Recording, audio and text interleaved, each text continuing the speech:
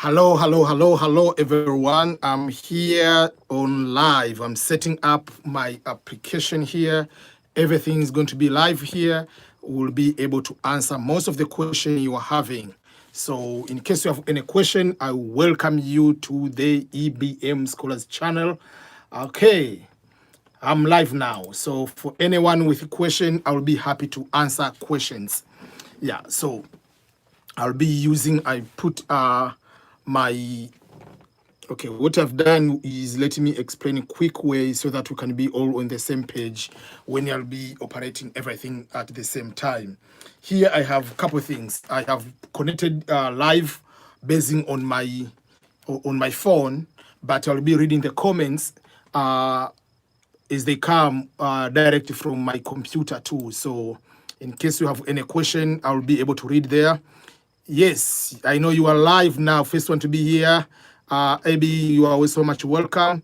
Jeff, Rufin, everybody, you are so much welcome. I really appreciate taking the time to be on live.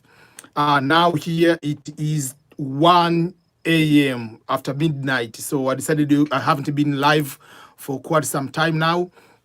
So it will be for me another opportunity to come here and responding to various questions people are having, because there are so many things have been going on here, things related to the Green Card Lottery in general after the results came out. But there are so many, we saw so many questions people are asking, and it has been a very tough 2 weeks. Soon after the results came out. So I'll be responding to questions. I believe I'll be able to answer most of the questions. So how are you, everyone? I will not be able to go through everybody saying hello. I know we miss each other one for a very long time. I'm very much happy everybody is joining now. Okay, watching from Kenya, Mambo VP Kenya, Nyamongo. Kela Diary, good morning from Zambia. Good morning, Kela, and you are doing very fantastic job on your YouTube channel. I usually keep going and watching some of your videos wherever you post your videos. Yeah, so keep doing a good job. Yeah. Okay. Wilfred say good morning, sir. Good for me. Yeah, it is good morning because it is 1 midnight. Who is in Texas? Yeah, Jim, you are already over there. We are using the same time. We are using both the central time. Okay, so the first question, let me start with the first question. Okay, so the first question comes from Anish. The question is, what will be the status of DV 2021? First of all, in order to answer that one, let's agree on something. I believe when you say status of DV 2021, we are talking about the DV lottery. People who applied in 2019, the results came out the year 2020, last week, 2 weeks ago, on June 6th. That is DV 2021. The one people are supposed to start coming to America in October this year.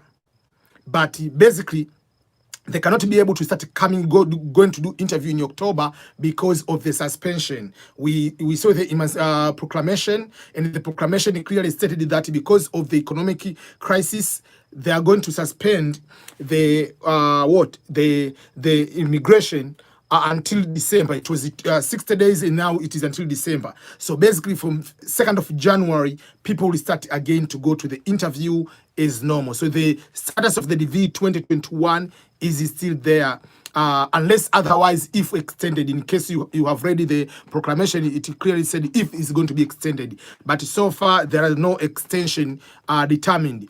So when will we know if there will be extension or that will be okay? That will be able to know by December 24th, because the proclamation was released on June 22nd, and then it came out. Signed, official implementation started on June 24th, and they said that every 60 days they are going to give some updates what will be the status. So the next update will be on August 22nd and August 23rd, around that time. Then October, then December before Christmas, will be able to do that. But another question I know people will be asking, What will be again the DV 2022? Because DV 2020, we have seen what is going to happen. So let's talk about the DV 2022. The DV 2022,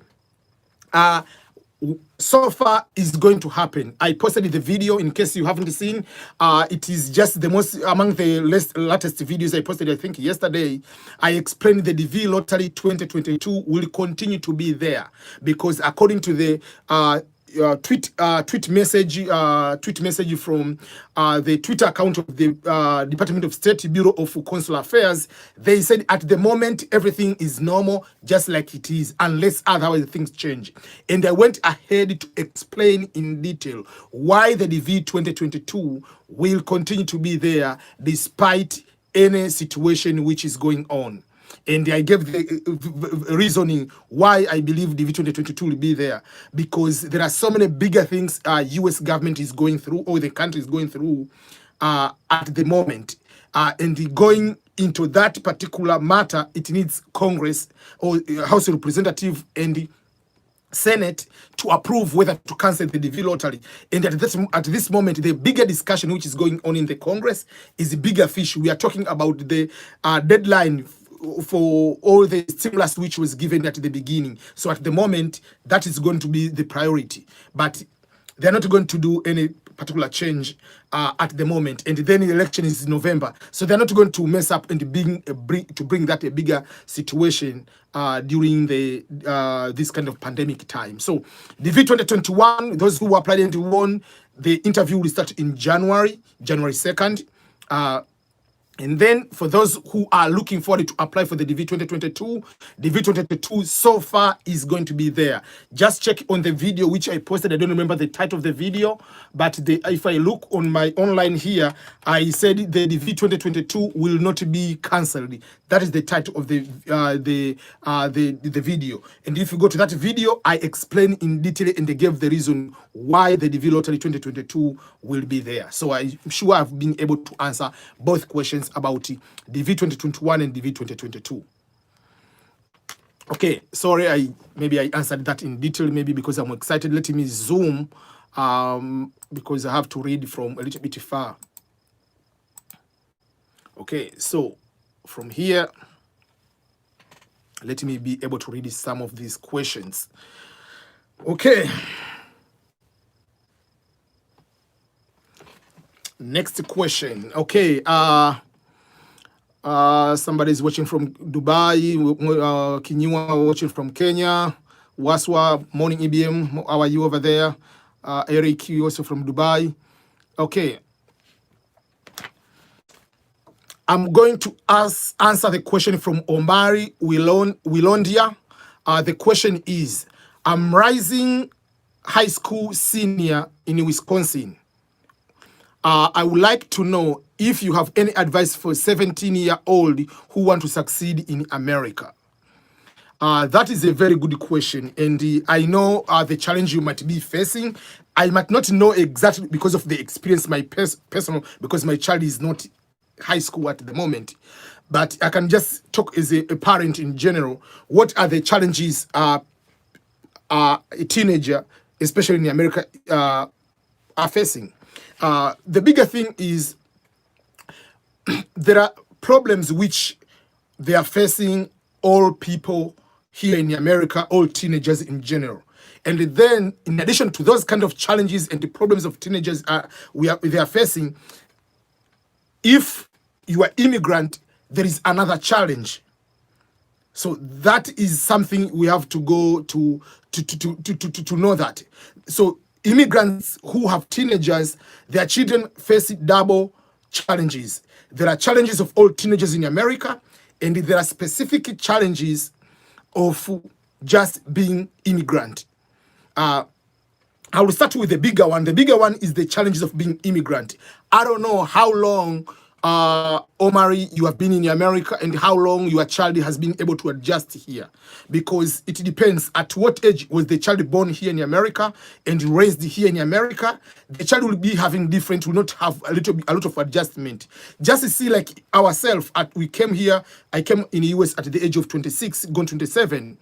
There are so many challenges we are facing. Then assume the child comes here, maybe he's already 15 years old, or is already maybe 11 years old. There are challenges. Obviously, we have accent. How can someone will be go to face those kind of challenges? Then there are so many kind of the way we are raised in our countries, and the way kids are raised here is vastly two different things. And sometimes the biggest challenge is identity. The children, teenagers want to cope in, to be into those groups. You want to look cool, to feel cool, because you have to meet with everybody. So in that case, the biggest challenge the teenagers are facing, especially for immigrants, they wanted to start talking like African American, if we are black, or so they will start, yo, you know, whatever. Some of them, if they're not keen enough, they might go to that route. But the good part of it is the immigrants from raising teenager who is coming from other countries, there is advantage of that sense of respect, sense of good behavior. We have been raised in such a way that our parents can yell at us. We know that they love us. So there are certain principles which we have from our countries. Once you continue those principles, I don't say that you have to take everything from our countries, but the teenager, if he's going to take those, the drive, the challenges they face in our countries, you bring them here, I believe they will be able to succeed. So what the parent will need to do at that moment, if you haven't done, number one, make sure that your child is not going to be in trouble with a law. Because once you start like doing shoplifting, these like you go to pee on the street, all those kind of things, those will be causing trouble down the roads when you want to become senator, you want to become manager, you want to become, these are bigger jobs. So those are one of the area. The second part is the other way is my advice will be to make sure that you build a credit score for your child. So if you don't need to give the credit card the person to use direct, you can give the child to use a credit card, or you can have your card and make your child as authorized user so that you can build your credit history. So until he's going to finish college, he's going to have the perfect credit score in case you haven't done that. And that's why many Americans, especially white families, they are going to be giving us the bigger gap with African American or black people in America, because they try to teach the money management and the importance of credit card at young age, and then they are coming to that. That is another way. And the third part is will be like don't force yourself, the child, to go direct to 4-year college.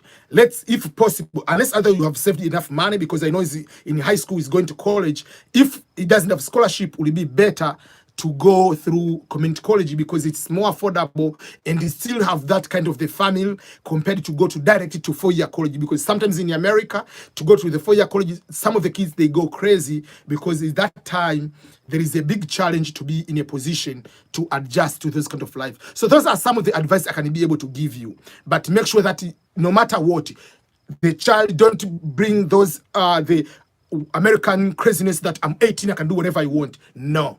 Be African parent. Is 18, but it still is your child. You can be able, yes, it's 18 by law, but don't give that freedom, the freedom many Americans give to your children because they're 18. No. Be supportive of your child. Make sure you get the child no matter what, especially from until he's in college. Even if he's going to finish the college, there are so many bigger challenges where the kids are facing, especially immigrant children. It's very, very tough, but I believe you will be in a good position to guide your child. Other option, you can start the child to go direct to the military. That is another career, another way. But sometimes I tell people, don't just jump direct to go to the military. Go through college first, have that kind of experience, then you go to become in the military if you already, your child is high school here. Sorry for that, took a little bit longer. Okay, another question comes from who? Okay, let me quickly go to another question. Okay, I've already answered the status. The question,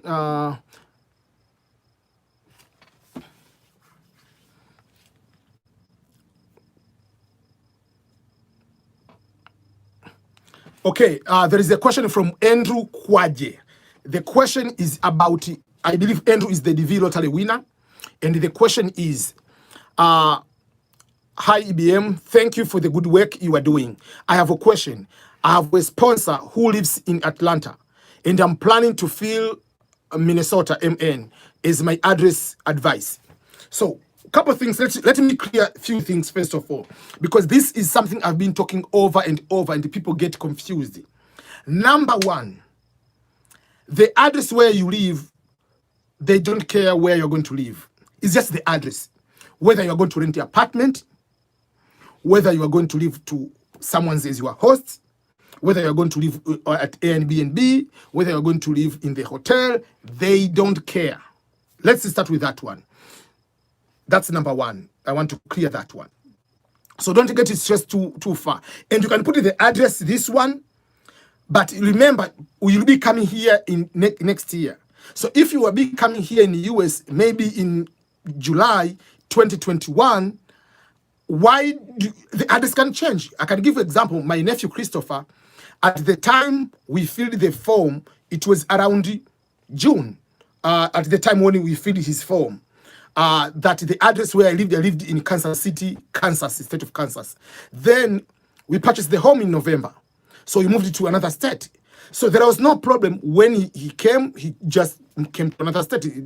There is no problem. They don't worry about that. But the second part related to you is about the sponsor.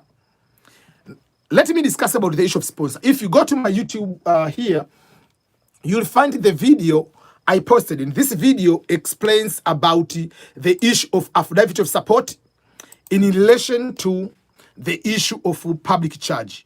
People get confused over and over.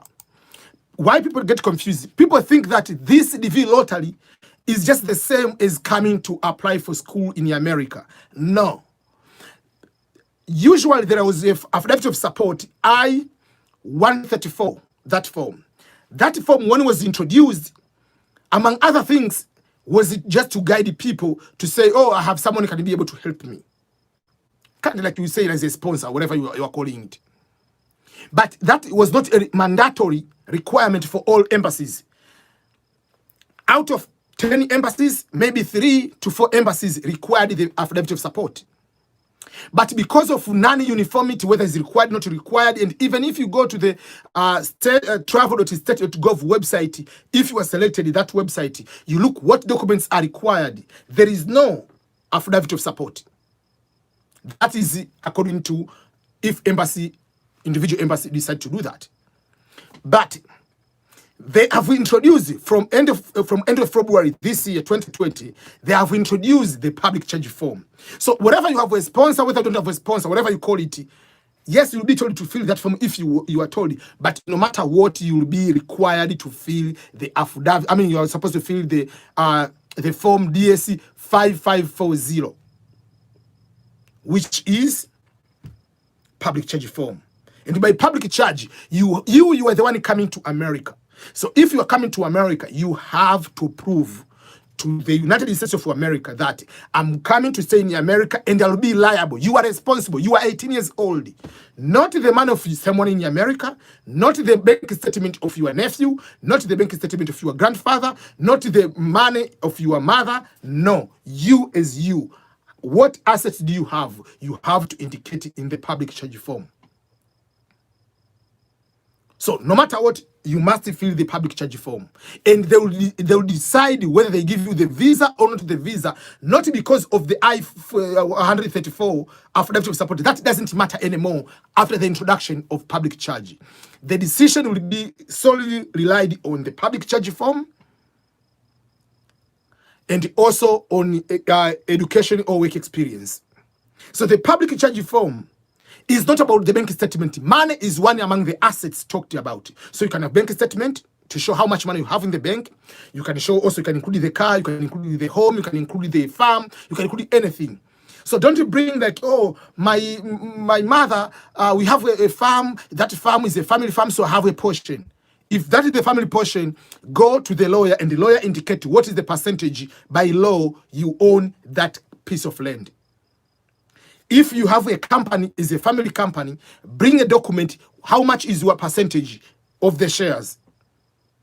We want to have the actual number, not just hypothetical, oh, you know, I have money, this is a family thing. We are dealing is American regulation. You are coming to America, United States government, they want to prove to you, you want to prove to them that I will not require the money, I will not be begging the money from the government. Because the money you are supposed to be getting because you are unemployed, the money you're supposed to get through food stamp or cash aid, those kind of benefits are part of your tax. You have never paid the tax here yet. So that is the reasoning behind it. So make sure, no matter what, you are going, don't depend on your sponsor, because in your real life, your sponsor has no money. Trust me. I live in America. Yes, I can have the $65,000, $70,000 as a salary. Oh, by law, I can sponsor you. But in real life, our life in America is a very struggle. No one is going to commit that I will pay for you for your benefits. In America, right now, I'm talking to you.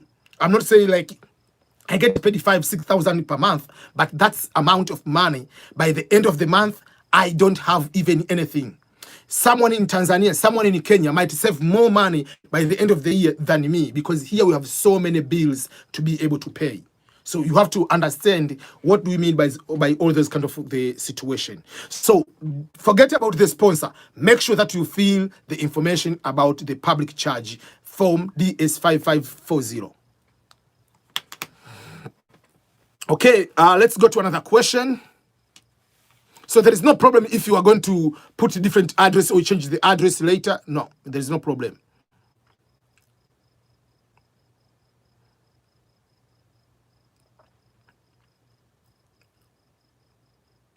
Okay.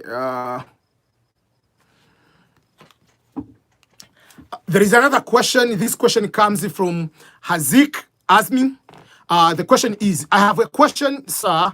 Will I have a chance to be approved for my immigration visa with the 6 level? I think you are believing you are talking about advanced level, high school, you mean? I'm currently studying for a high national diploma, but I haven't graduated yet. So that is a very good question. The question, remember, we are talking about the DV lottery visa. That's what you are talking about, I believe.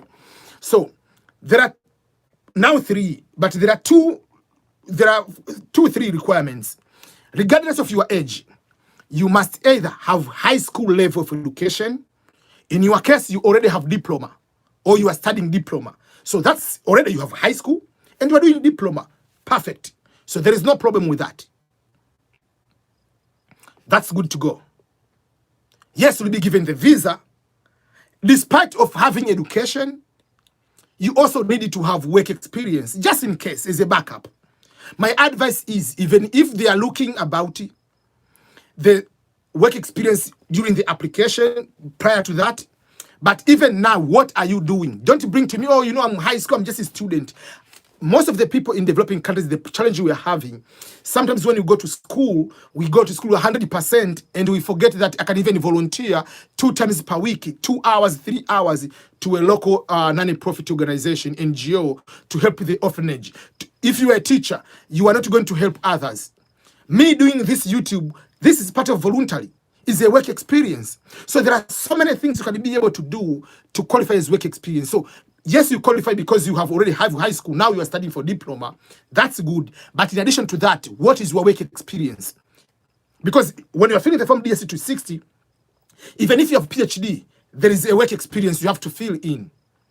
But in addition to education and your work experience, the biggest part I've just talked a few minutes ago is about the public charge form. So don't bring to me, you know, I'm just 18, I'm 19 years old. They don't care whether you are 19. They don't care whether you are 100 years old. You must prove to the US government that I'm going to America, I'm coming there, I will not depend from the government. And these are my resources. So if your brother, your father wants to give you, say they're going to support you, tell them to give you the actual resources by law, written by the lawyer. Give the money to you and put in your bank account. Don't use a bank statement for your father, from your father or your mother. This is not coming as a student visa. You are coming with a bank statement of your father that is going to sponsor you. No, they want you as you to prove to the US government that I'm not going to be a public charge. So those are the key things which you need to know. And then, obviously, there are a few other things which you have to be concerned about, despite of winning, whether you're high school or not high school. Do you have children? And did you mention them during the application for the DV lottery? If yes, You must include them. Don't lie that I don't have kids and then you come to have kids. Don't bring anything. Go clean. Make sure that you are good to go. So I think, Hazik, I've been able to answer your question about whether they will be able to approve your visa. Yes, they will be able to approve as long as you have, obviously, you have high school, work experience, public charge, and obviously you don't have any criminal background which is threatening to here to America. Victoria Kaoma, yes, there will be DV. You're asking, will there be DV 2022 in October? Yes, there will be DV 2022. I already posted the video which says, let me go and find that video. The video says the breaking news, the DV 2022 will not be cancelled. And let me post it here so that you can have that one. Will not be cancelled.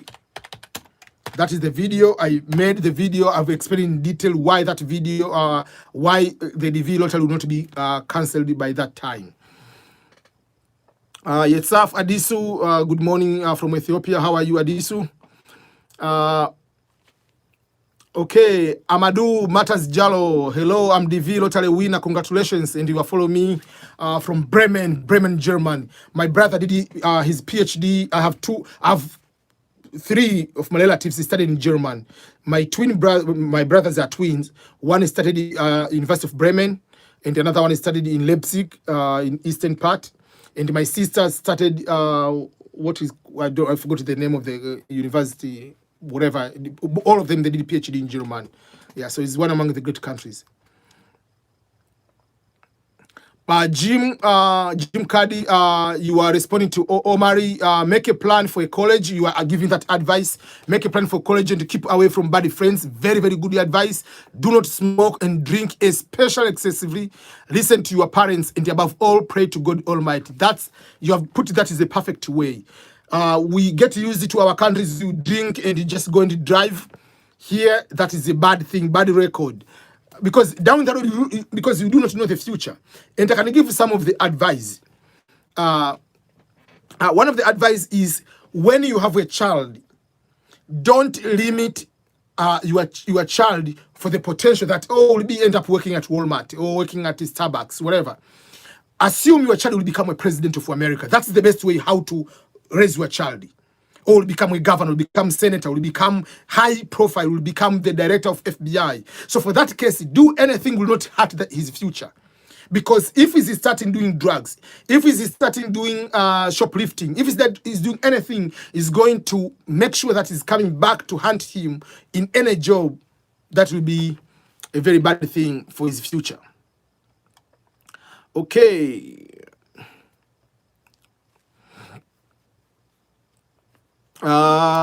Okay, quick question, sorry.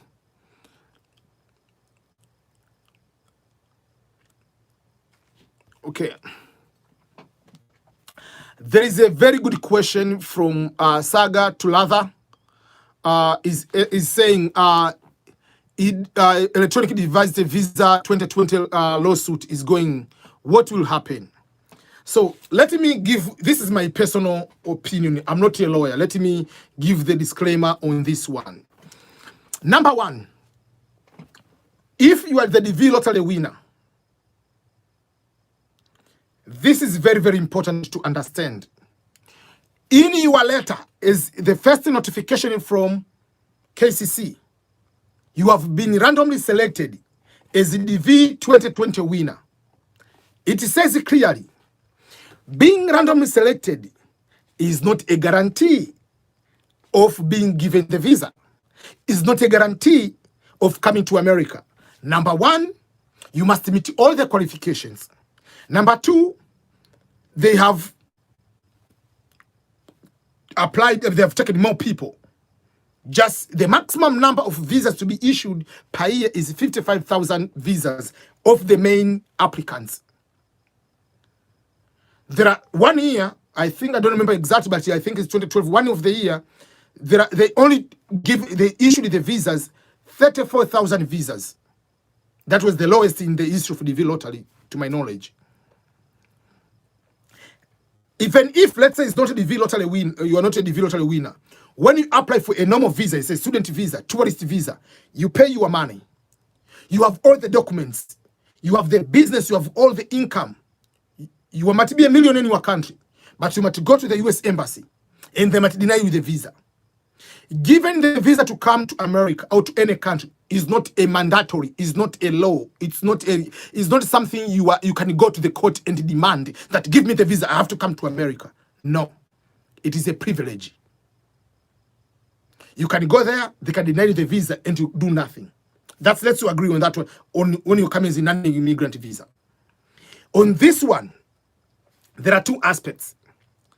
There are two categories. There are people who already were given the visa interview date. After being given the visa interview date, they were told to do obviously later you have to do the medical and go and do the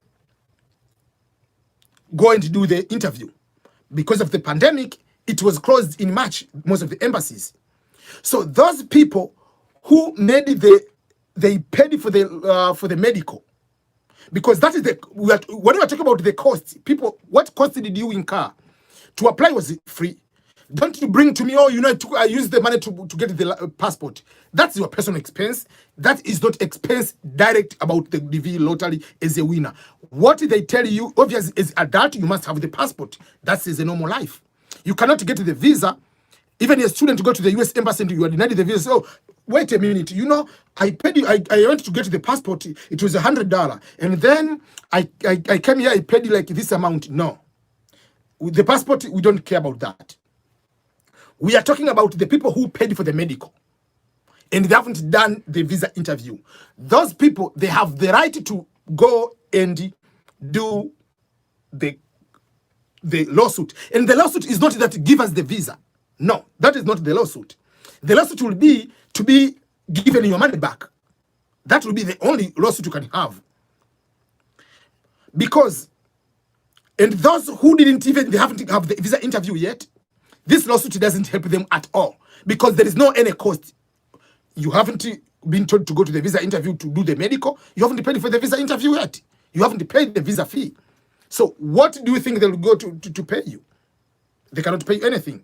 And there is no option for them to say that, oh, we are going to give you the visa after January. And this question has been answered by the State Department. Someone asked the same question. The question was, and I made the video. The question was, what will be the status of these winners?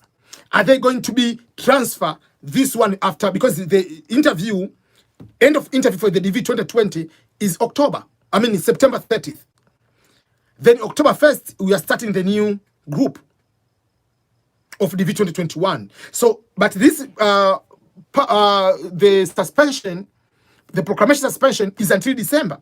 So if that is the case, why can't we take these people who haven't got the visa add them to be, in addition to 55,000 visas of DV 2021, this one, let's transfer them there. I made the video that even the State Department, they answered this one, that the law doesn't allow to transfer benefit.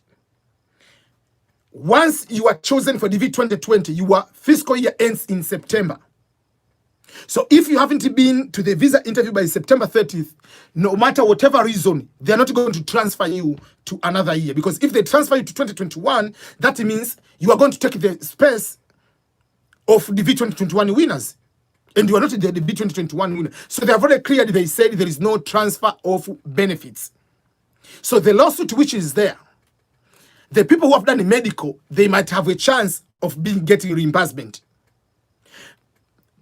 Those people who have done the interview and then the embassy closed before they will receive their passport back, those people, I have higher chances they will be given their visa because the stamp embassy continue to work even if they didn't meet the public, so the visa stamp will be there. So that's something you need to understand. So the lawsuit is there, but it will benefit very few people who can be getting maybe the reimbursement, but not to be given the visa. That will not happen. It's a bad news for everyone, I believe so. Okay.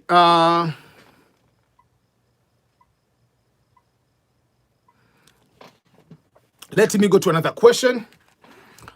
Okay.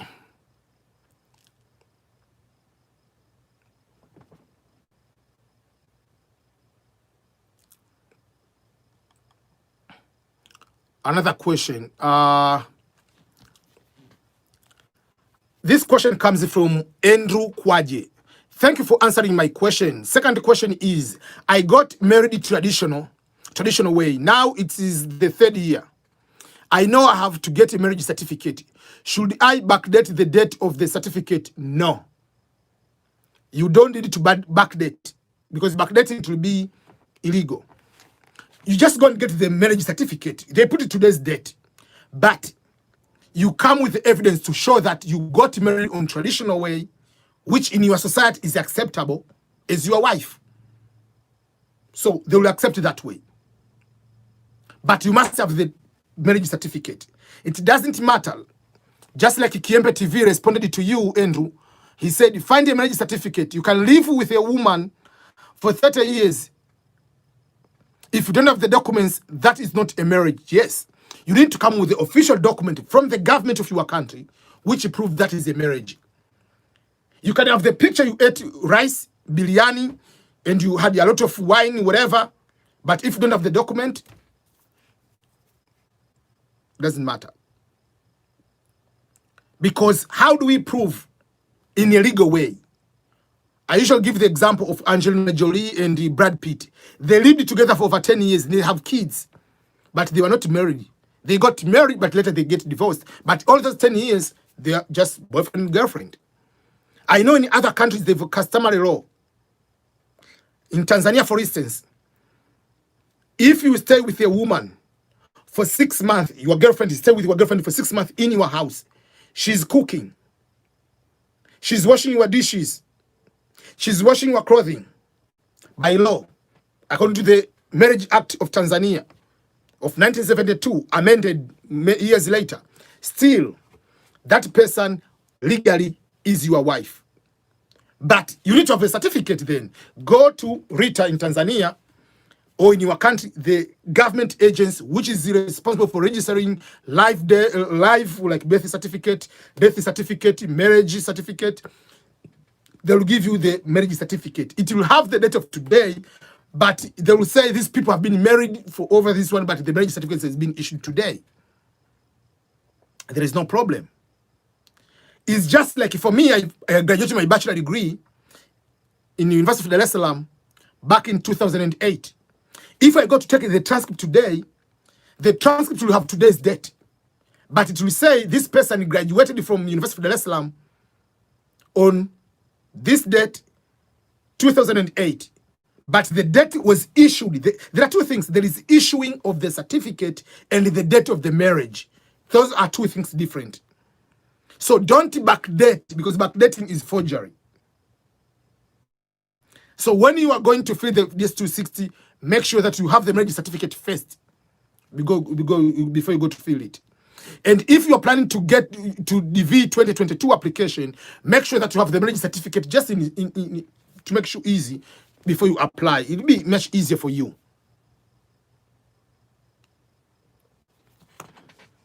Sony, you were asking question, are you a vegan? No.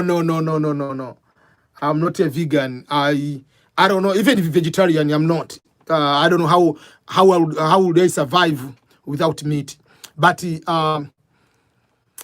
yeah, I'm not a vegan. The green color is this one I usually use because when I do the green screen, so I decided to put like this one, just like there's special papers, I put them here. So I didn't want to take them. Among the colors I hate in my life is green. Yeah, but on the other side I have blue one.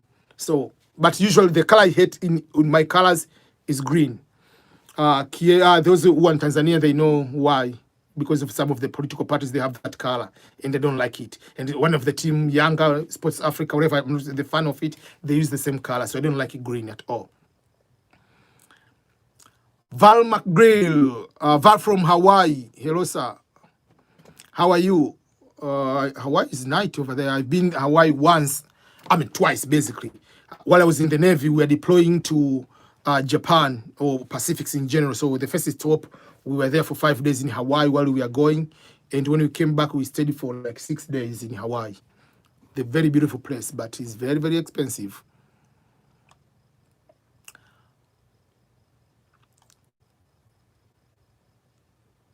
Okay, let me go to other various questions. Sorry, I've been sidetracked.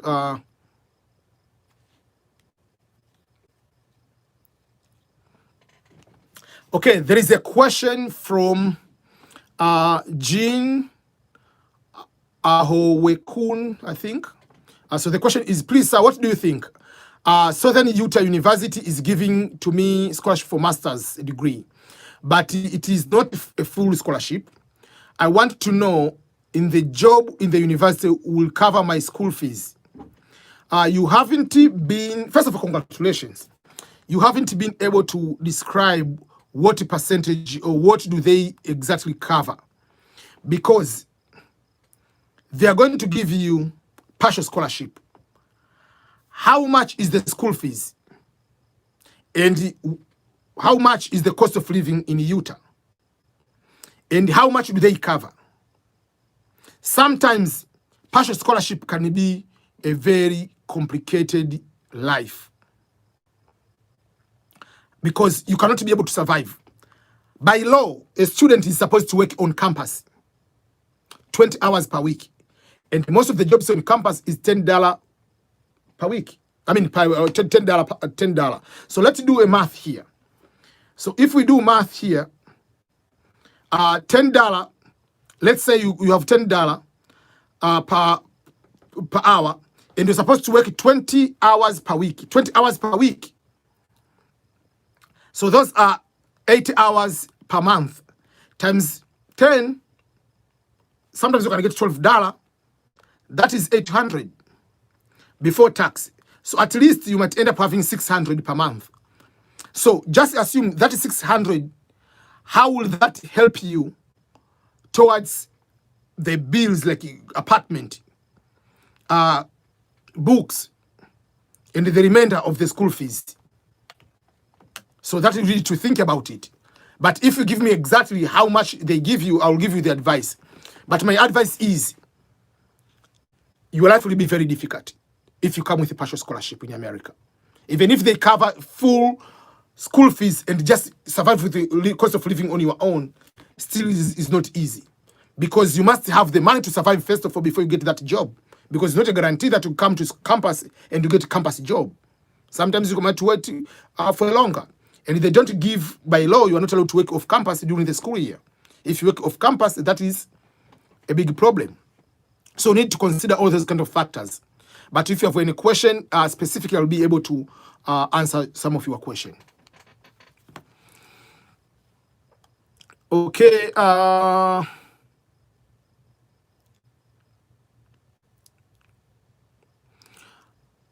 Anish, your question is, by when there is a need to submit form DSC 260 from the date of a result? There is no a deadline.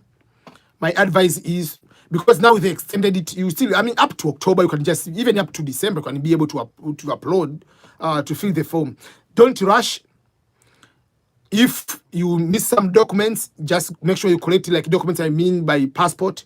Don't submit and then you start, oh, can you unlock to me? Don't disturb other people. There is no rush, but don't wait until June next year to fill the form. No, fill the form, yeah. Deeply, you were asking what will be happening to the DV Lottery 2020 winners. I've already been answering that question. I'm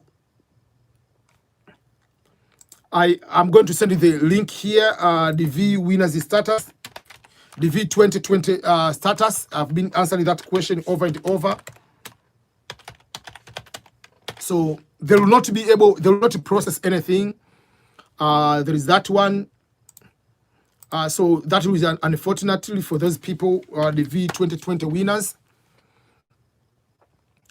Okay, Jim says that's deep now. We might have to talk more. No problem at all.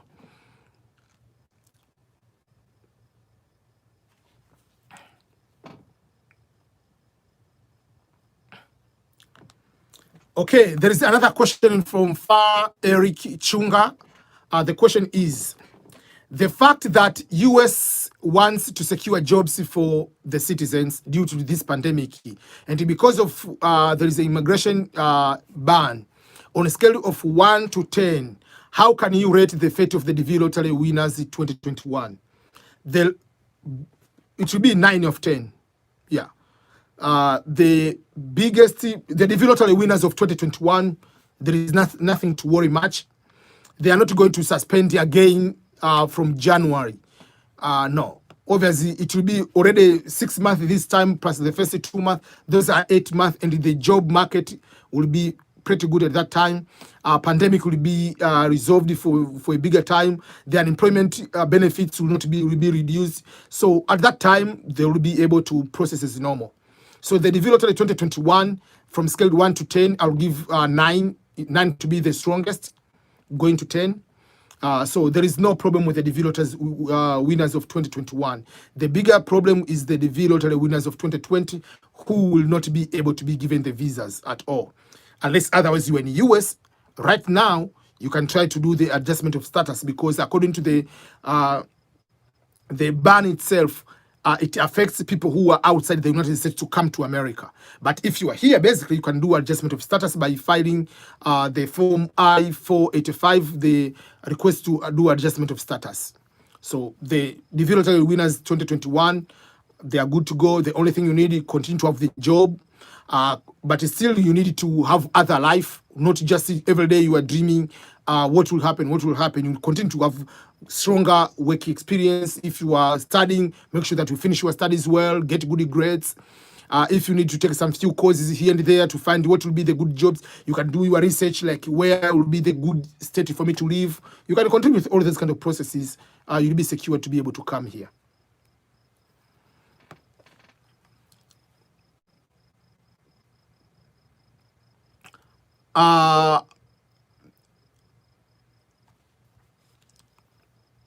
Edna, you are Kamunto from Kenya. Is there an effect if I start filling my DS260 by November? I'm the DV lottery 2021 winner with a low case number. There is no problem. But my advice is, why are you waiting? Remember, you are going to process, we are talking about January. Your case number is low. It has the 3 number. So basically, your interview is supposed to be, if everything goes like normal, your interview will be in January. If there was no this travel ban, I mean, the new suspension, your interview was supposed to be in October. So if your interview was supposed to be in October, why are you waiting to do in November? If you do in November, basically, when you fill the form, KCC will take time, at least a week, to respond to you. Then they'll take you like a little bit of time to go through your documents, to request you the documents, to send the passport and everything. Then after that, they'll take a couple months to interview you, to send the interview date. And between the date they send you the notice to the interview, you have at least a month and a half in advance. So my advice, your case number is very low. Don't go very, very late. Do in September. Just do in September, very late in October. Because give yourself a 3 months before the interview. You are supposed to have the interview by December. I mean, by January, if possible. So that is my advice to you.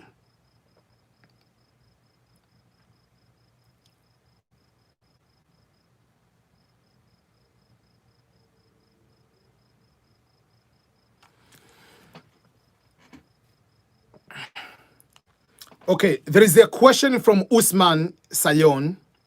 Can I apply DV 2022 with my family as the principal applicant and vice versa with my wife as the principal applicant with the kids?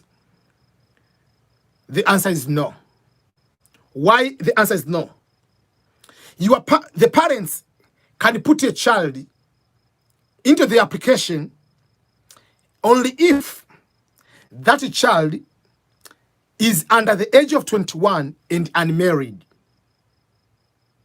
So assume you are single, because your case here, I don't need to know your age, because you say and vice versa with my family, my wife is the principal applicant. So your parents cannot put you as their child in the application. Why? Because you are married already. You are supposed to be under the age of 21 and married. So your parents cannot put you in the application. But you can apply as a main applicant, put your wife and the kids. If you win, you come with your wife and the kids. But also, your kids, your wife can apply as main applicant and put you as the husband and the kids. It means if you win, you come with your wife and the children. And if your wife wins, your wife comes with you and the kids. That's the one we say there is advantage of being married. Doesn't mean that the US government is liking people who are married. No. It means you have two chances. You as a main applicant, as the husband, and wife can apply as main applicant as wife. But it's going to include you in her application. You're going to include her in your application. So you have two chances. If you don't win, your wife can win. And sometimes it happens. There is one Tanzanian family. These people are the most luckiest people I've never seen in my entire life. Last year, husband and wife applied. The year before that, the results came out in 2019. The husband won. Then Tanzania was in travel ban, so they didn't process. So they applied last year. The results came out this June. Both husband has won as many applicant. The wife has won as many applicant. So it is very interesting to see. So that is how it is. But make sure that you have a passport, your wife has a passport. But if you have a child who is under the age of 21, under the age of 21, I don't mean like the 5 years old child to apply as many applicant. If it's 17, 18, can apply as many applicant too. So you can increase the chances of your child. Because obviously, you cannot bring 15 years old, win by themselves, and then come to America by themselves. So that is how it works.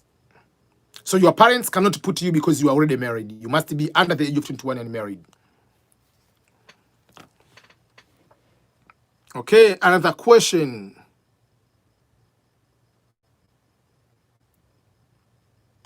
Kabange, you say, thanks a lot for the video. That is helping a lot. I'm sure I tried to explain very good. Okay.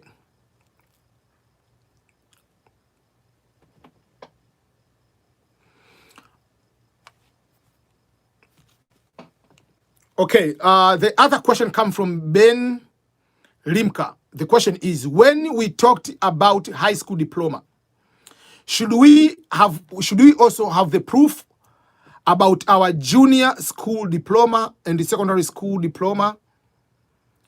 Okay. These are the various terminologies, very confusing terminology. In American English, let me explain this very, very clear.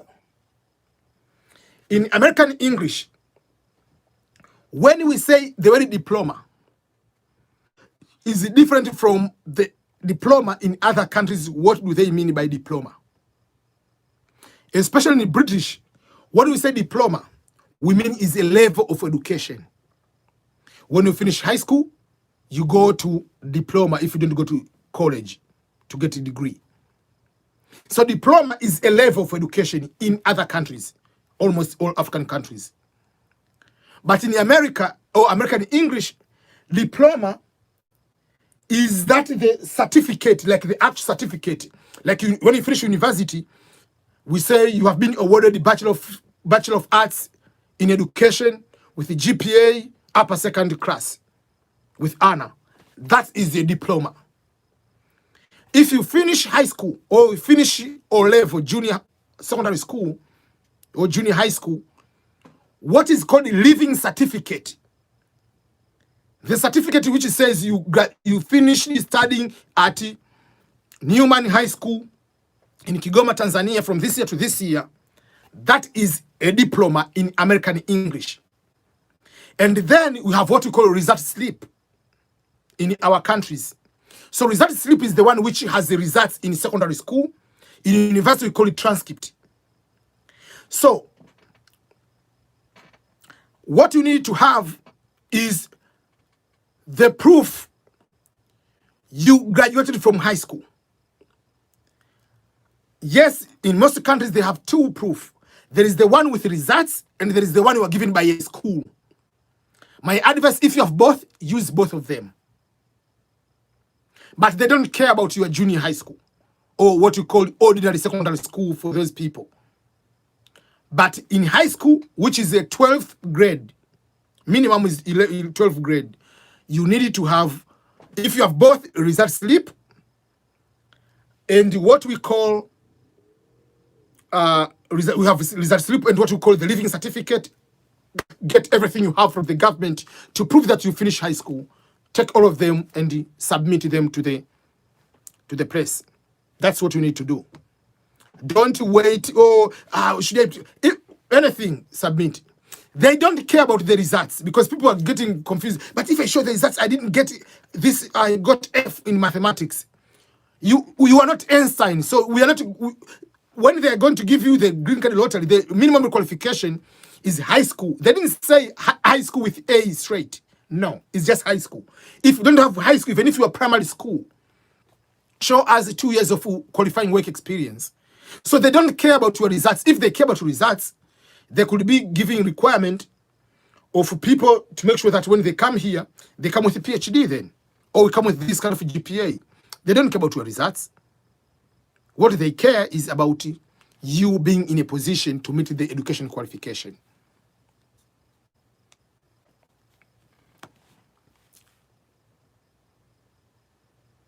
Okay, there are so many questions, so let me go quickly. Okay, Mark Person, thank you so much also for being able to keep responding to some of the questions. And even Kiembe TV, you have been able to answer some of the questions, which helped me a lot. Tony Kiema, for the V2021 winners, do you advise will fill the form now? Fill the form now. Don't wait for suspension to end. When you apply for tourist visa, how sure you are you will be given the tourist visa? Just fill the form DS260 right now. Yeah. McPherson will answer very well. So if it doesn't have to bring you everything, just present what you have, and then they will, yeah. That's what I tried to explain.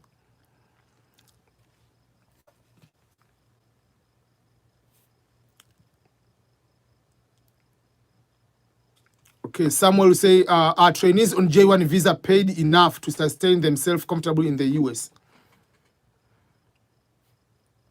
It depends. Each person has a different contract. That is a very good question, Samuel, but it is very different when you say, are trainees on J1 visa paid enough to sustain themselves comfortably in the US? It depends. It depends on each J1 company, or if it's a school, they have different contract. In the contract, they will tell you how much money they are going to give you.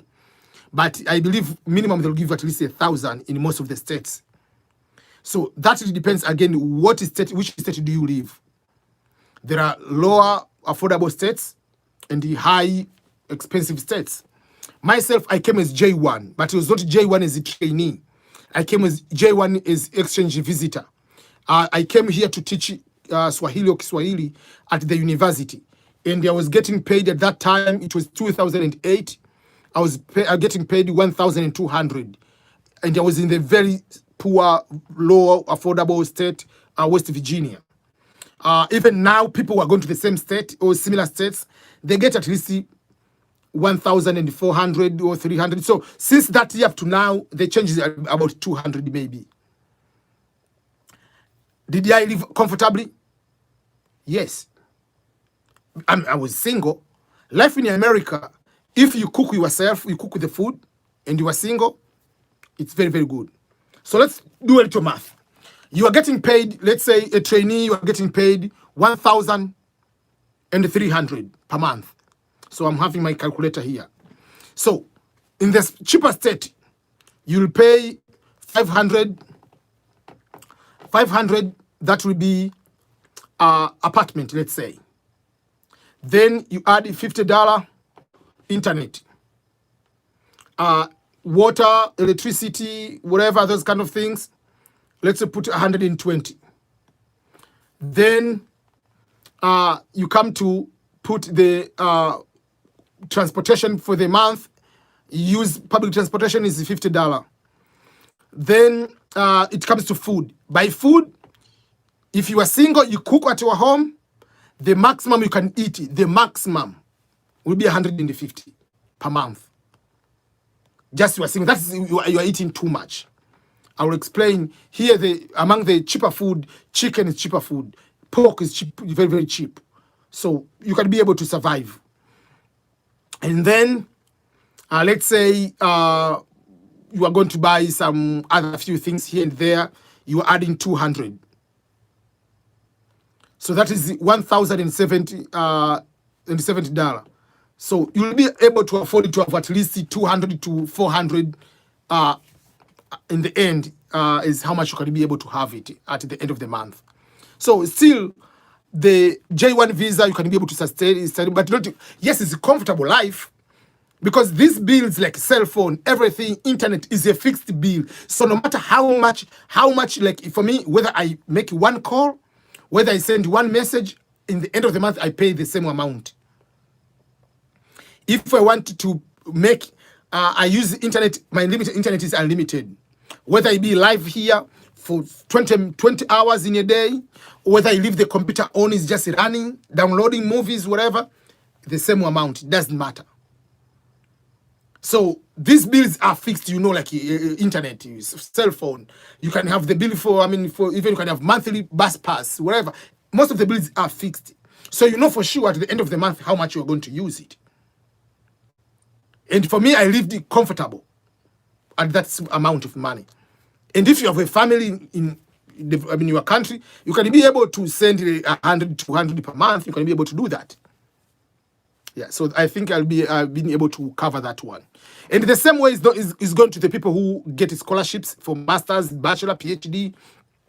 They get paid around the same amount, 1,000 to 2,000, depending on the state.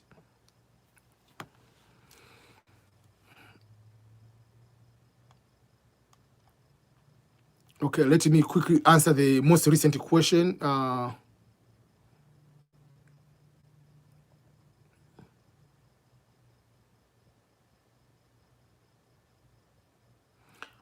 Samuel, you are saying, Samuel or say, okay, let me answer Samuel's question.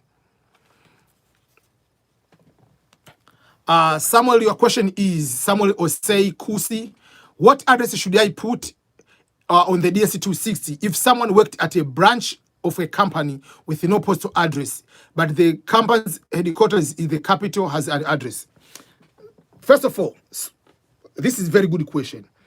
In the US, when they say put the address where you're going to stay, you don't put the postal address. Each home in America has the address. We don't go to the post office to pick up the mail. Yes, there are postal boxes, those one. Very few people have those postal boxes. But 90% of Americans, they use the home address. The postal mail, they come to the home address. And when you are told, give the address where you're going to live, postal address, you are not go. You don't live at the post office. You live at someone's home. So that person gives you the address of where you are going to live. Like my home, I live in Belton, Missouri. I have to give the exact street number and the house number where I live. Don't put the work address. His work is work. You are not going to live on his work. You don't go to live in the headquarters. Put the address of exactly where the person is. The person where he has a bed. That is where the address is. But if his address is his address is at the post office, is there where he sleeps, yes, put that one. But I believe he doesn't live at the post office. He lives at his home. So you need to have the actual address of the person. That's what you are supposed to have.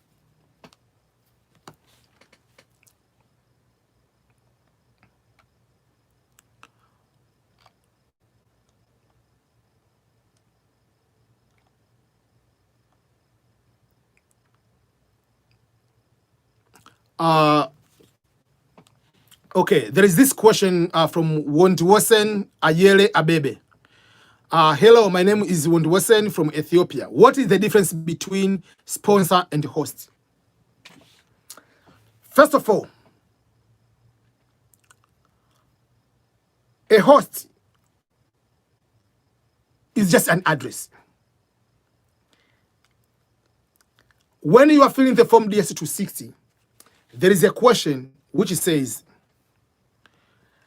write down the address where you live in the United States.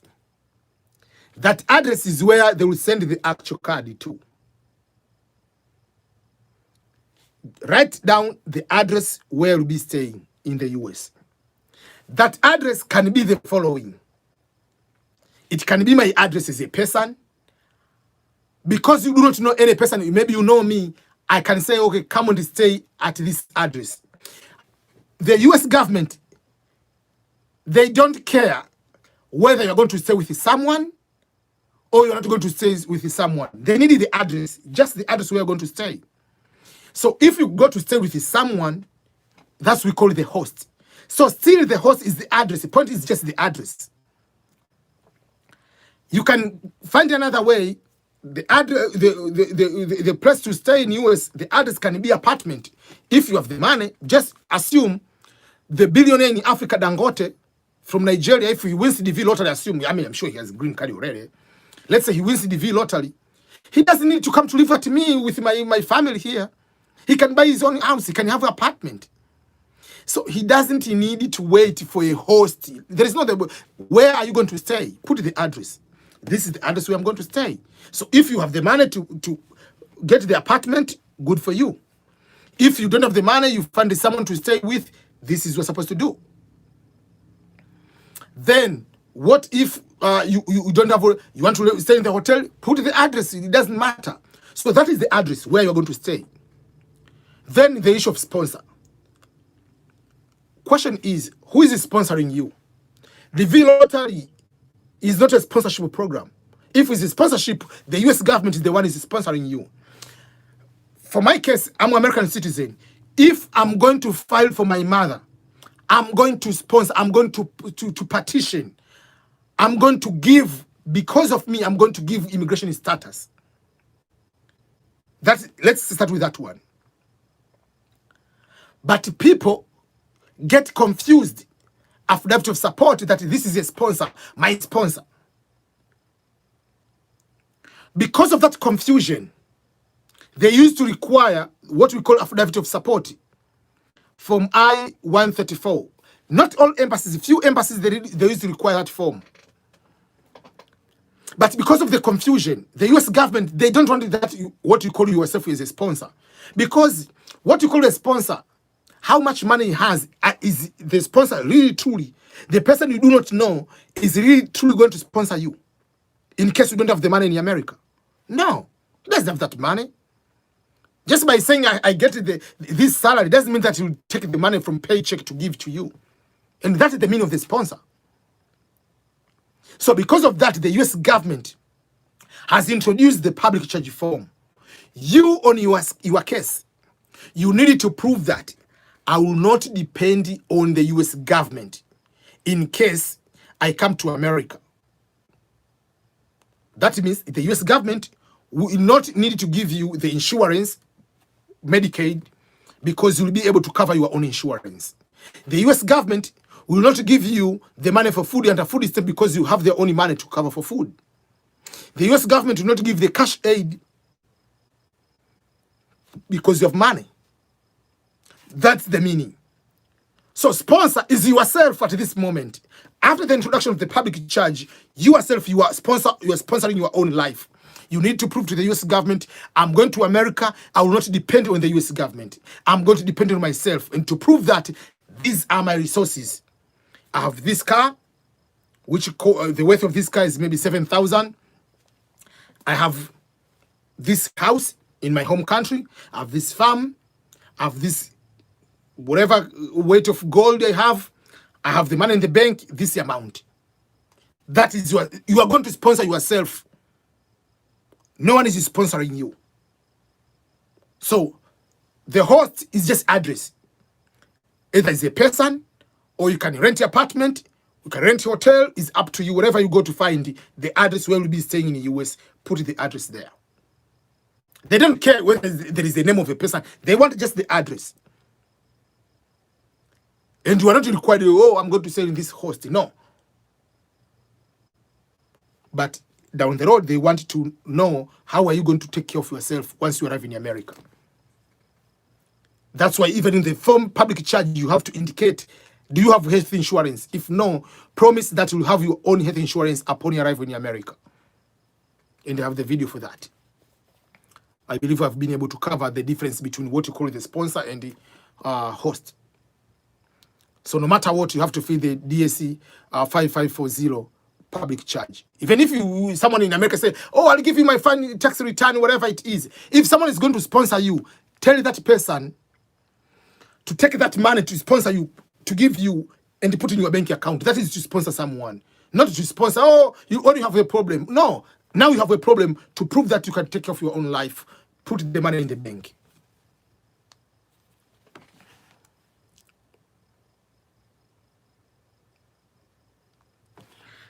Okay.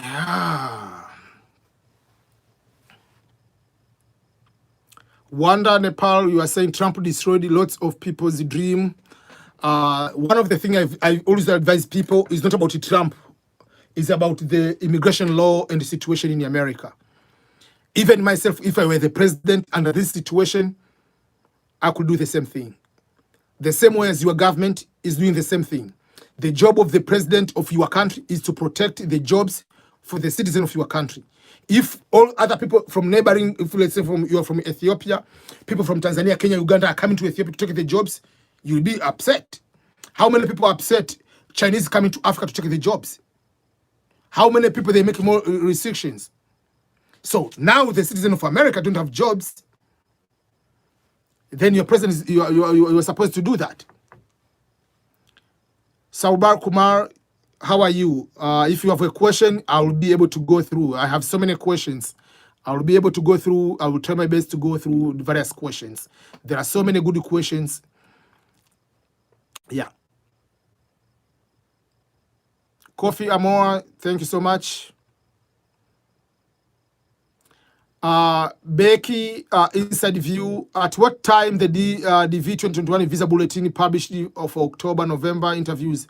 There are no October, November interviews. The interviews will start in January because there is suspension until end of December. So there are no interviews. The bulletin will be able to, I put the video about the visa bulletin will be updated, yes, but the interviews will not happen. I'm going to put the video about visa bulletin. You can be able to go and watch that one. If you want to know about visa bulletin, that is the video about visa bulletin. Depthy Sandawar, any chance of being interviewed? DV Lottery winners 2020? No, that is over for DV 2020 winners. Kofi, you said you completed technical institution is 4-year course. I would like to know if it can be taken as a diploma or HND. I don't know what is HND or only certificate. It depends on that institution whether your course is when your certificate said you have received a bachelor degree or certificate. Diploma. I do not. I cannot answer that one. It depends on your certificate.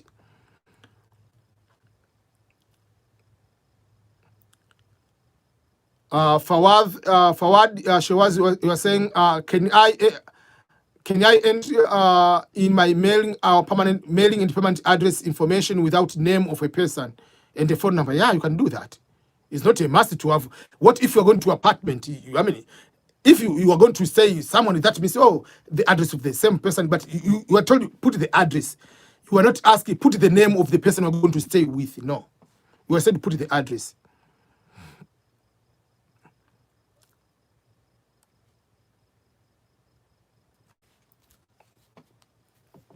There is a question from Kevin Karanoi. Question is, when filling a DSC 260 in the place of city of birth, can I fill place of birth or the nearest town since the city of birth is not applicable? What you're supposed to fill what is written in your passport. Simple like that. I don't know which country you're from, but the problem is you might, let me give you the example, people in Kenya. If you're in Kenya, you live in Kibera. Kibera is a place within Nairobi, is a city. So you don't need to put like exactly the street where you were born, where the hospital is. You can put the city or the town. Remember, the concept of the word is city and town. In the US, we use the word city. Unless others you go to downtown, you say town. But always each place is called a city, no matter how big it is. New York itself is New York City, which has over 6 million people. My home, the place where I live, Belton, is having 22,000 people, is a city. So don't complicate like how we call city in Tanzania. You must be like Dar es Salaam to be called a city, but another region is called, we call region. We don't bring those government regulation in your country. What is considered to be called as a city must be like Nairobi, must be like Mombasa. But if you go in wherever like Kisumu, in Meru, is not a city. No, forget about that. Any place can be a city. Go to your passport. The passport is written in place of birth. Write a place of birth which is written on your passport. Don't put anything you think that is where you are born. Put it has to match the place of birth on your passport. And that's why people, especially for the V2021, from the application, you are told, write your name as it is written in your passport. Put your place of birth, what is written in your passport. So from now on, everything you put, it has to match on your passport. So for instance, your name in the passport is Boniface with a P-H-A-C-E.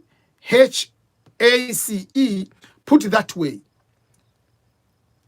It's not what you think they have to call you Boniface with the F-A-C-E. What is written in your passport, that's your name. If you want to change, you can change your passport first, and then go and change what you're supposed to be called. There is one person from Rwanda. Her name in the passport is Anita with a T-H-A. But school certificate is written Anita with a T-A at the end. What name should I use? You use the name is written in the passport. Anything you want to do, match the passport. Simple like that. There is no the most official document than the passport and the birth certificate.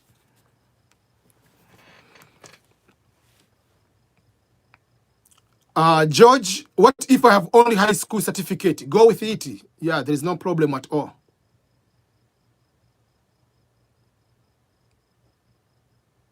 Wanda Nepal, I'm the V2020 winner. My interview was appointed or postponed. Is there still a chance for the V2020? No. If you were the winner for the V2020, you didn't do the interview, you don't have any chance. Depthy was saying, what happened to the V2020 winners? Will the president review this in the next month? No. If you go to read the proclamation, they say they will be giving updates after every 60 days. So the next 60 days will be August 24th, if they are going to give any update. But the update will not be going to say maybe that time, but that's the only update they will give is after 60 days.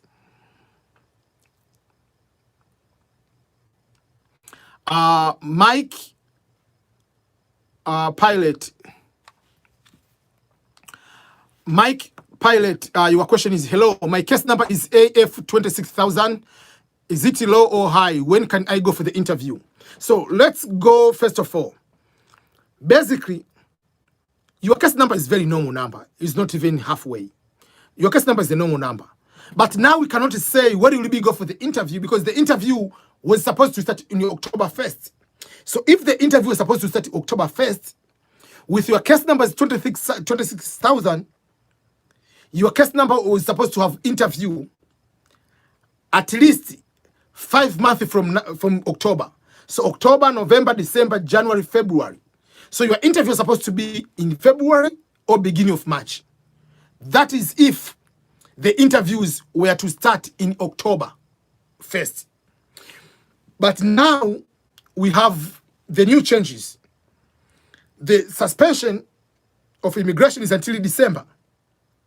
So if the suspension is until December, So interview will start in January, but we still have unknown.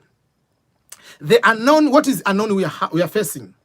We are facing the unknown, the fact that if you have won the DV lottery, your case number is that one, will the interviews start in January, if not postponed or further extended? But if it's going to be starting in January, how many people will be interviewed in January? We do not know. Are they going to say like, okay, so we'll compensate October, November, December, all these people will be having all the interview in January, and then we'll just go March as normal? So the interview will still be possible, will be in March, but if it goes further, will be in May. So if they start like in October, January, like to act as October, but I know the numbers of people will be interviewed. Usually the case numbers, maybe they say maybe in October was 5,000, maybe they'll add it to be 7,000. So they'll be adding numbers so that they can catch up before September. So for that case, your interview, no matter what, will be still between February, but will be most likely March to May. Between those two areas, you'll be able to have interview. But that doesn't mean that you need to stop filling the DS-260 if you haven't filled the form DS-260. So go ahead and fill the form DS-260 if you haven't done so. But even if you are waiting for that, it doesn't mean that you start lying down, eating and relaxing, waiting for the interview. No. You need to continue with your life. You need to make sure that you don't go into any criminal activities. You need to make sure that you are going to be preparing for other things. Don't sell anything yet. Because some people, they say, oh, you know, I have this problem because I have to sell this kind of thing. You are not allowed to do anything at the moment. The first expense you're supposed to do, or the first money you're supposed to do is the medical. So before that, don't sell your farm, don't sell your house if you are planning to do that. What if things are going to change before the interview? So those are the things you need to understand. So we can predict the interview, whether the interview will be, that will be between that kind of time, between most likely will be March to May, because the consul, I mean the US Embassy or the Department of State, they haven't announced what will be the new process of interviews. Maybe they'll be interviewing many people or any other kind of things. They'll be able to give that kind of update. We'll know very, very shortly, possibly because after this proclamation, they have to read, they have to create maybe the new regulations or to give the new announcement. So most of the announcements will be between end of July, beginning of August. Okay.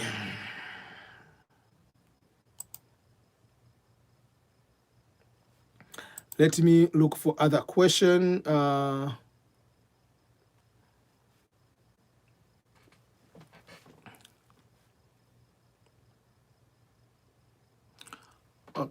Okay. Now it is 2:30. I've been live here for an hour and a half.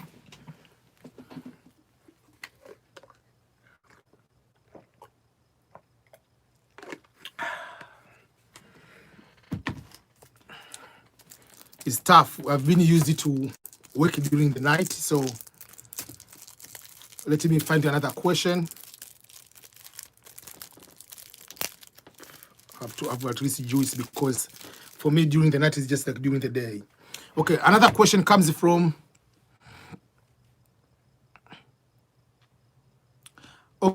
Christopher Jim Gregory. I have completed the DS-260, but I have not submitted it. I tried to log in again after a few minutes, and it gave me an error message. Your process can't be completed right now. What should I do? Turn it off, turn it on later, try it again to log in, and you can try to change the browser you are using. In most cases, Internet Explorer works very, very better than any other. Okay.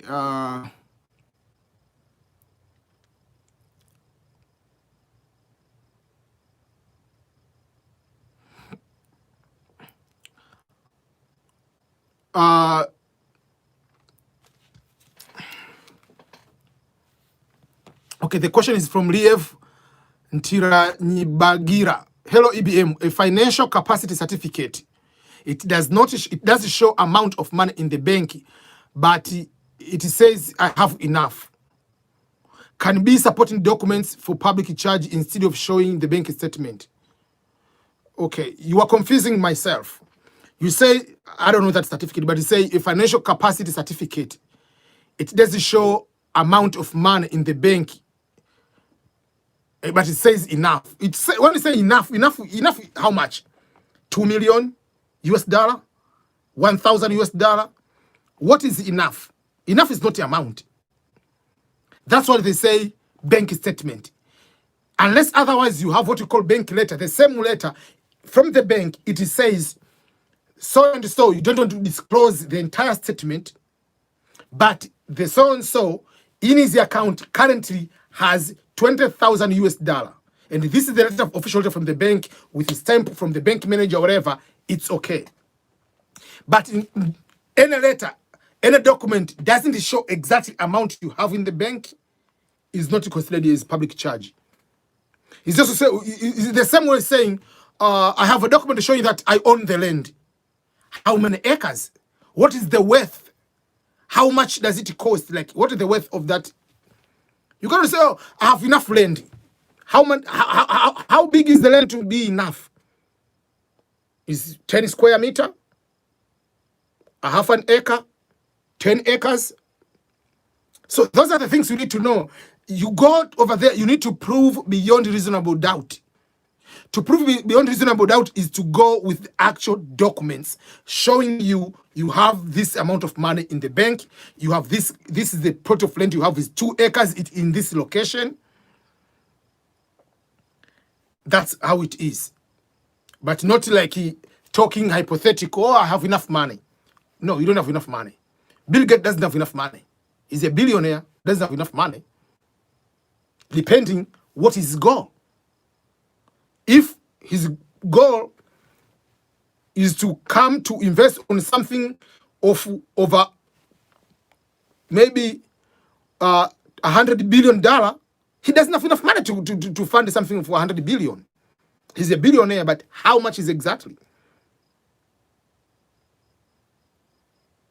For instance, Mayweather is a millionaire. He's having like 600 million. You say, oh, that's enough. It depends to who.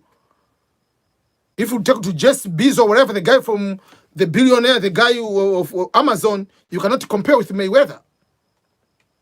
So what is enough is relative. So make sure that you have the actual amount on there. Is either the letter from the bank manager showing this person has this amount of money, or come with the actual bank statement from the bank. Those are the only 2 options. And if you have the land, don't say I have enough land. How many acres and the location. And if possible, how much does it cost, like the worth of that land.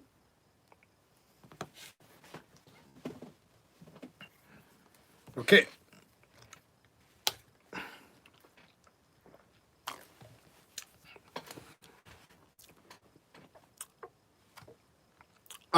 Ben Limka, you are asking how much money should I have in the public charge?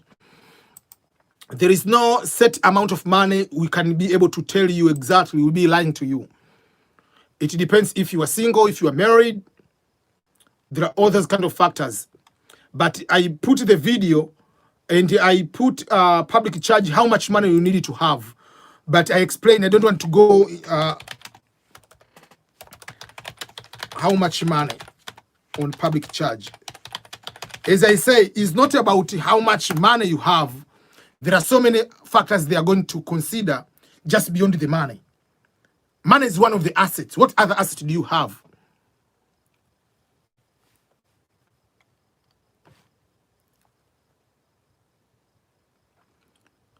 Edna, you are asking, is one going to have a medical check, medical checkup after they passing the interview and given the visa or no? You are supposed to do first of all, they give you the interview date. That's why they have to give at least more than a month before the interview. They give you the notice, maybe someone maybe is out of the country, wants to come to the country. So you are given like more than a month to have the interview date. Once you have the interview date, that means you are supposed to go to do interview. I mean, to do the medical check. on the interview date, you must go with the document of the medical check. So the medical checkup you do before the interview, and you'll go with the medical check unopened in the sealed envelope to the US Embassy to give them on the day of the interview.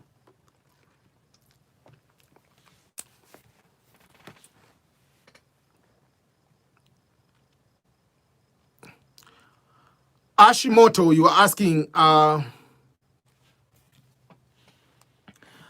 Ashimoto, you are asking, can you please brief me on how to fill the health insurance section of the public charge form? So if you go to the public charge form, how to fill the public charge form, there is that video I posted on my YouTube. There are certain issues I've explained there. You have two options when you are filling that form. Either on your own to go ahead and get health insurance in the US. So when you go to the visa interview, you have the public charge and health insurance. That is one option, which many people cannot be able to do that because maybe you do not do the insurance, you don't have the money, whatever, kind of that. But the other option, which is you're supposed to do, over there it says if you don't have health insurance right now, you have to prove or to promise that upon arrival in the United States, immediately you will get health insurance. So you will take the option that I will get the health insurance upon arriving. But once you say that way, you have to go with more evidence that, okay, to prove that, you can see I have documents here. You need to go on the internet, search various health insurance companies, which they can give even the temporary health insurance, maybe for the first, they can give the policy, how much they cover. So you need to have quotations from various health insurance to say, I went to the online, I have 2 or 3 health insurance companies, and I'm going to have this health insurance company, which they cover maybe monthly $100. So I have the $100, I'll be able to pay that amount. You can see my bank statement has enough money. So you need to say that I will be able to provide health insurance, I'll get health insurance upon arriving, but you need to show at the embassy you have done your research. You have quotations from health insurance or the policies, you have seen some of policies, how much does it cover and which one will be possible way to start with. So say I will start with health insurance for 2 months. At that time, I'll be looking for jobs. I'll have the job. And once you have the job, obviously your employer will pay a portion of your health insurance and you yourself will be having another part of the health insurance. So that is how you are supposed to be able to prove or to fill the form DS5540, the public charge form, but on the aspect of health insurance. Either you need to have health insurance in America, not in your country, or the proof that, or to promise that you'll have health insurance upon arriving in the great state here when you arrive here. So that's how you feel it. And there are so many insurance, you don't need to complicate a lot. You can go to find the health insurance for temporary visitors, health insurance for green card holders. So there are companies which are known to provide health insurance, basic health insurance for short time for people. So those are the insurance companies you are going to have. Don't go to complicate to get the comprehensive, all those other crazy stuff, because you cannot be able to afford.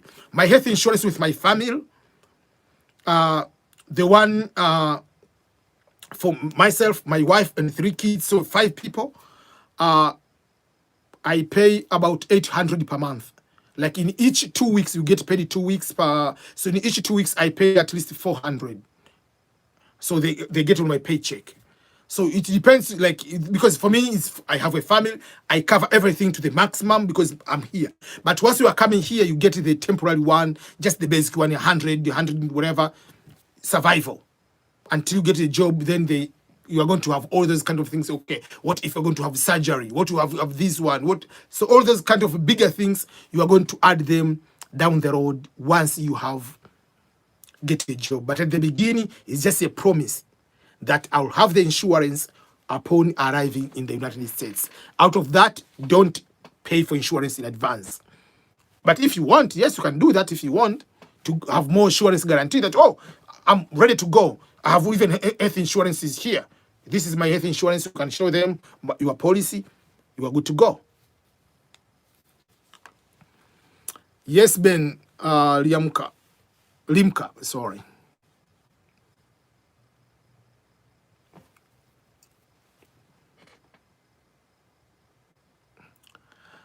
Okay.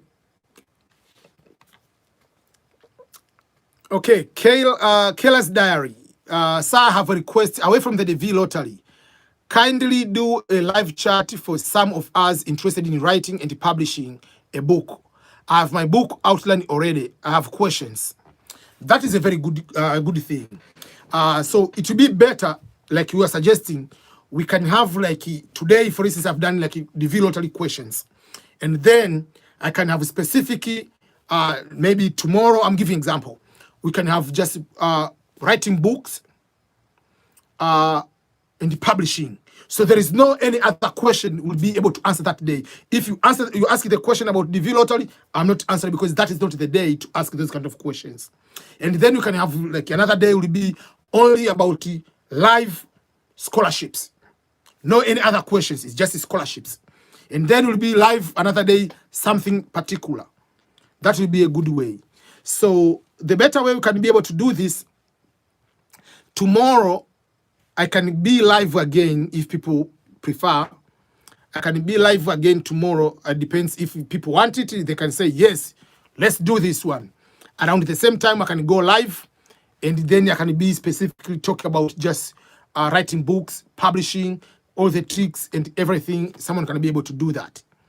So I can be able to do that. I have no problem at all.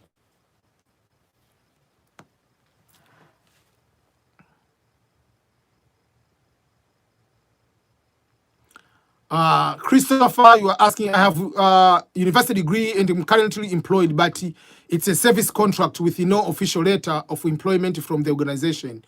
Will I be able to provide a proof of my job? You have a degree, you don't need to have a proof per se. Your degree already is enough. But if you can get a letter, doesn't mean like you must be a letter for employment. Even a letter from your supervisor. That, oh, this is our employee, oh, so-and-so has worked from this day to this day from our company. That's all. From the official letterhead. So it doesn't mean to be like a complicated contract, no.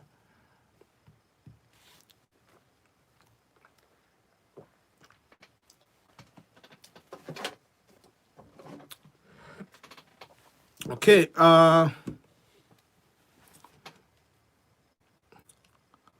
Anika, what address should I write as employer address in DS260? Is it the address of the headquarters or the place I worked? Not the personal address of the person, I mean, the building where you are working. So whether, let's say I'm giving example. You are working in Mwanza, Tanzania. The headquarters of the company is in Dar es Salaam. You don't work in Dar es Salaam. You put the address of where you are working. You are a teacher. The address of where you are working, the address is the address of the school where you are working. Don't put the address of the overall Ministry of Education in headquarters. No. You put the address of where you are working. That is your employer, basically in that way.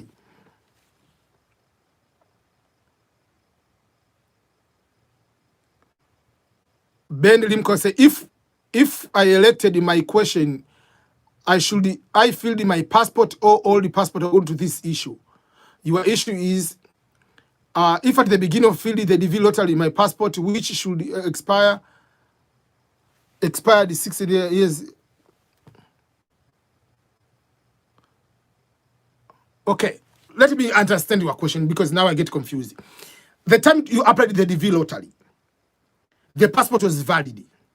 Now the passport has expired. If you have won, you cannot use an expired passport in the DS260. You have to use the passport which is not expired.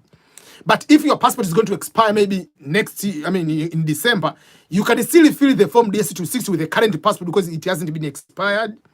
And then once you get the newer passport, you're going to update on the DS260.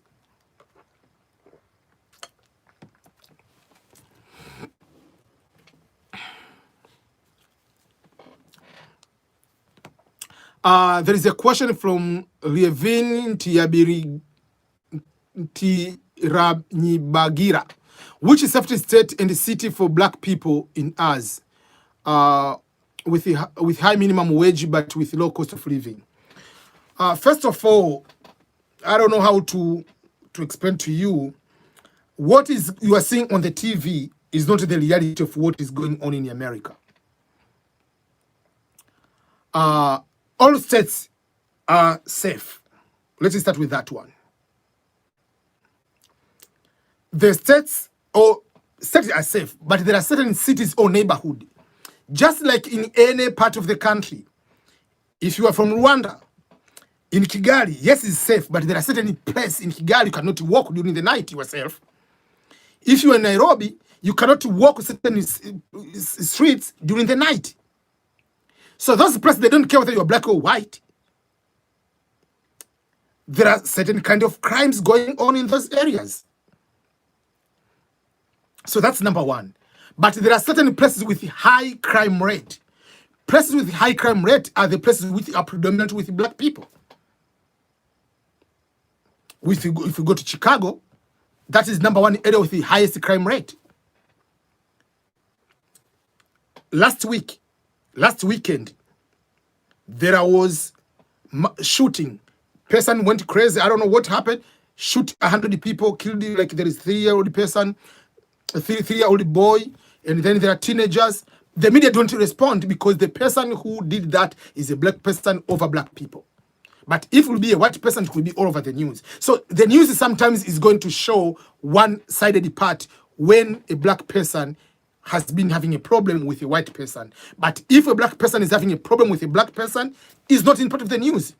But most of the crime rate, they are higher in a black neighborhood because crime black on black is higher than white on black. That's the truth, and that's the reality. That's why even most of the black people have better money, they want to buy a house, nice house, they move away from those neighborhoods. So if you go to the states with more white people, they are very safe. But all states, they are there. But what city are you going? If you go to each city, you can go to the Google section and you can read the crime rate. Even stealing like a gum or like at the store is going to be reported. And it will be indicated. So when I went to purchase the home, you look like crime rate in the area. You look for school district, how the school is doing better, whatever, grades, whatever. So those are the things. They are all the public information. And each crime is indicated what kind. Was it a gun related? Was it just a variant of whatever? All the crimes, they are there. If it's just like drugs, whatever. So you can be able to look which city you are going to stay or which neighborhood are you going to stay. So overall, I can say all US is safe. Even in Chicago, even if we say we have this crime, there are places I've been to Chicago, very safe. There are places that are not safe. Even in Tanzania, when I grew up, there are certain, I mean, in Dar es Salaam, there are certain streets I cannot go from 7 p.m. I'm not going. It's not because, oh, no, I have to be safe. Even when you go to Rome, where Pope lives, there are certain areas in Rome, you cannot be able to go at a certain time. You can get mafia. So it depends. There are no place which is safer 24/7 like all over the country. No. Each place there is a bad neighborhood, there is a good neighborhood. Simple like that.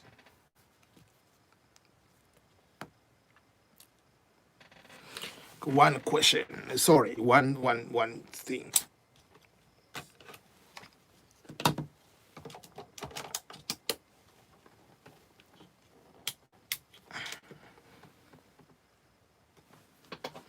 Okay,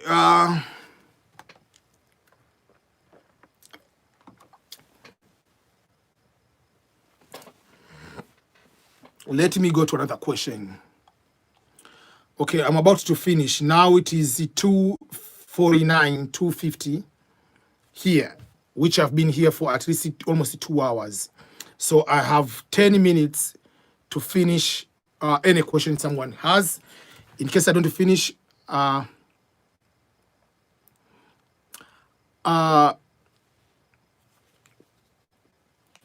okay, the question comes from Asuman Kusiima.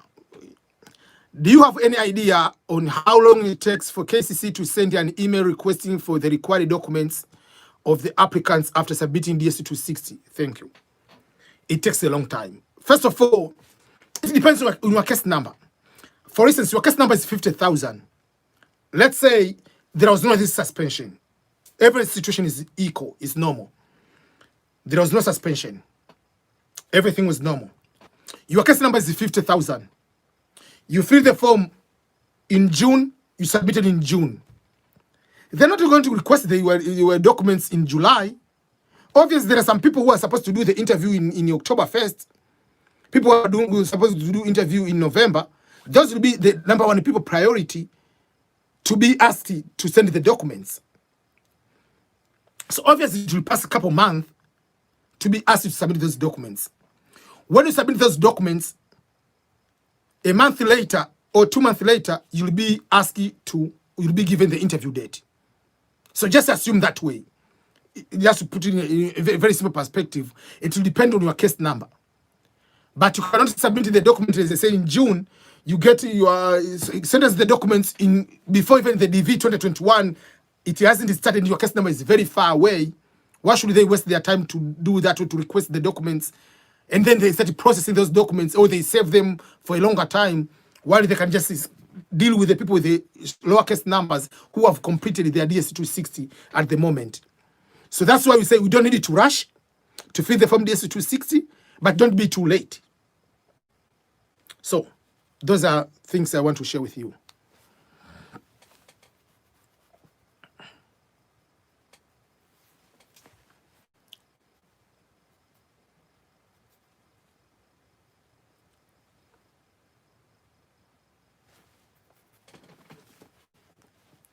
Okay, this is a very good question from Jose Kafu. Josephat from Kenya. I'm the V2020 winner and I have a visa already, but I'm yet to travel to the USA. I'm planning to travel next month once the Kenya opens its airspace. Is it okay to travel? First of all, congratulations. And by being luckiest person for two things. One, to win the DV lottery, to be DV 2020, but secondly, to get the interview before everything went down. So, couple of things. From the date you get the interview date, I mean, you are actually the visa, you are given the visa, you have 6 months to travel to America. I do not know when were you given your visa. I believe it was beginning of March. So if it is beginning of March, obviously, your visa will go to expire in September. No matter what, you have to travel before that time, before the visa expires. If it expires, they're not going to change it, especially with this suspension. It will be game over. So don't lose the mistake. I know in Kenya they have closed the whatever airspace so far up to now, and it will take longer. But Tanzania, they're allowing flights to operate. And now we are talking, KLOM is starting on July 1st, I think, whatever, or July 5th, the first flight from Tanzania. KLOM is starting flying to US.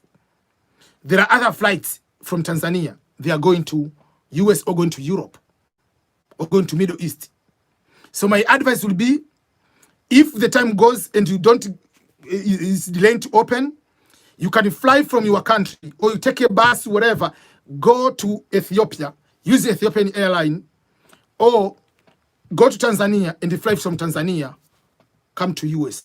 Don't wait until your visa expires, because it will be the most unfortunate. Yes, you are allowed to travel in US. US, you are allowed to travel. They don't care where you're coming from. As long as when you come here, they will test you at the airport. If you have virus, they will put you in quarantine, and then they will let you come. But there's no problem at all. So just congratulations and welcome to the United States of America. I don't know which state you are going to, but I can give you a few things you need to avoid while you are coming here. Number one, come here to America. Don't think that everything is easier. They are very, very tough, especially at the beginning. You come here as an adult, you have education, you have work experience. Sometimes people don't care about that. You have to lower down your self-esteem. Go and clean the toilet, go and do the warehouse jobs, go and do the jobs at the restaurant or hotel, cleaning, working, carrying boxes. Do anything as long as it's legal, as long as you get paid. That will give you, first of all, the money immediately to start the life. Don't do a mess up of the credit card. Take a time before you take the credit card and you know how to use it. Building a credit score is very, very critical. Another thing which you need to avoid, once you are here, Even if you are allowed to quit the job randomly anytime you come, you are brand new, you don't have good work experience. So try to create a good relationship with your supervisor, even if you go to another job, so that if they want a reference, you can use the other people as a reference. And no matter what, don't just start go and take a student loan. Don't take any type of loan. If you want to go to school, take your time, at least 6 months, at least a year, at least learn which jobs are you comfortable to do in the US, which one pays good, which one are you able to do. Don't come, whoa, you know, MBA in my country pays good, you come to do MBA here. You never know the life here in the US, which programs they pay well, and you are good at doing them. So you have no rush. You are coming here as a permanent resident. You have all the years left before you die to stay in America. So don't rush. Take your step systematically and be very careful to succeed. Because while others like us, we came here as a student, you are fighting to get a green card. You come from day one with a green card. So you come here, you're already in takeoff stage. So you have no room for not succeeding for your case. If you needed to get more guidance, let me know. I'll be happy to answer more questions for you.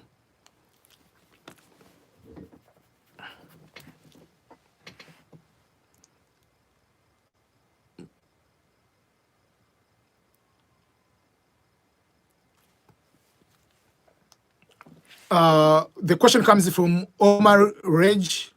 Hi, sir. My father, who is a U.S. citizen in the U.S., has filed for me Form I-130 in 24th of October, 2019, and they haven't still get approved. What's wrong? What's going wrong? There is nothing wrong.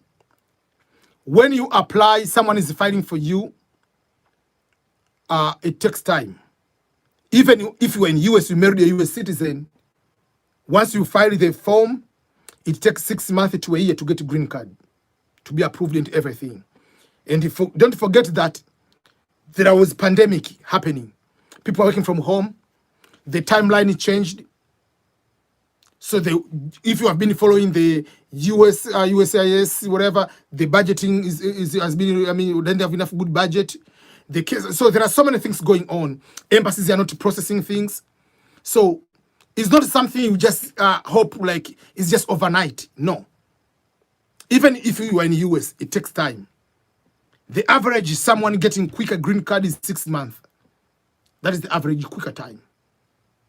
So plus you are out of the country. So the process takes longer. And I don't know your age.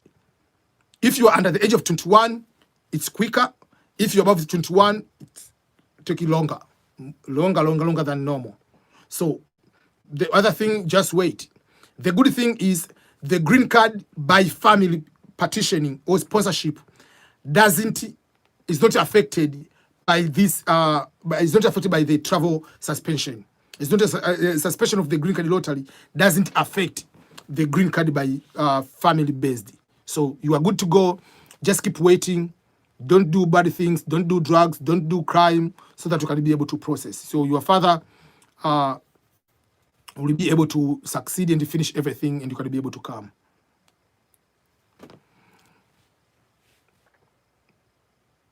Okay.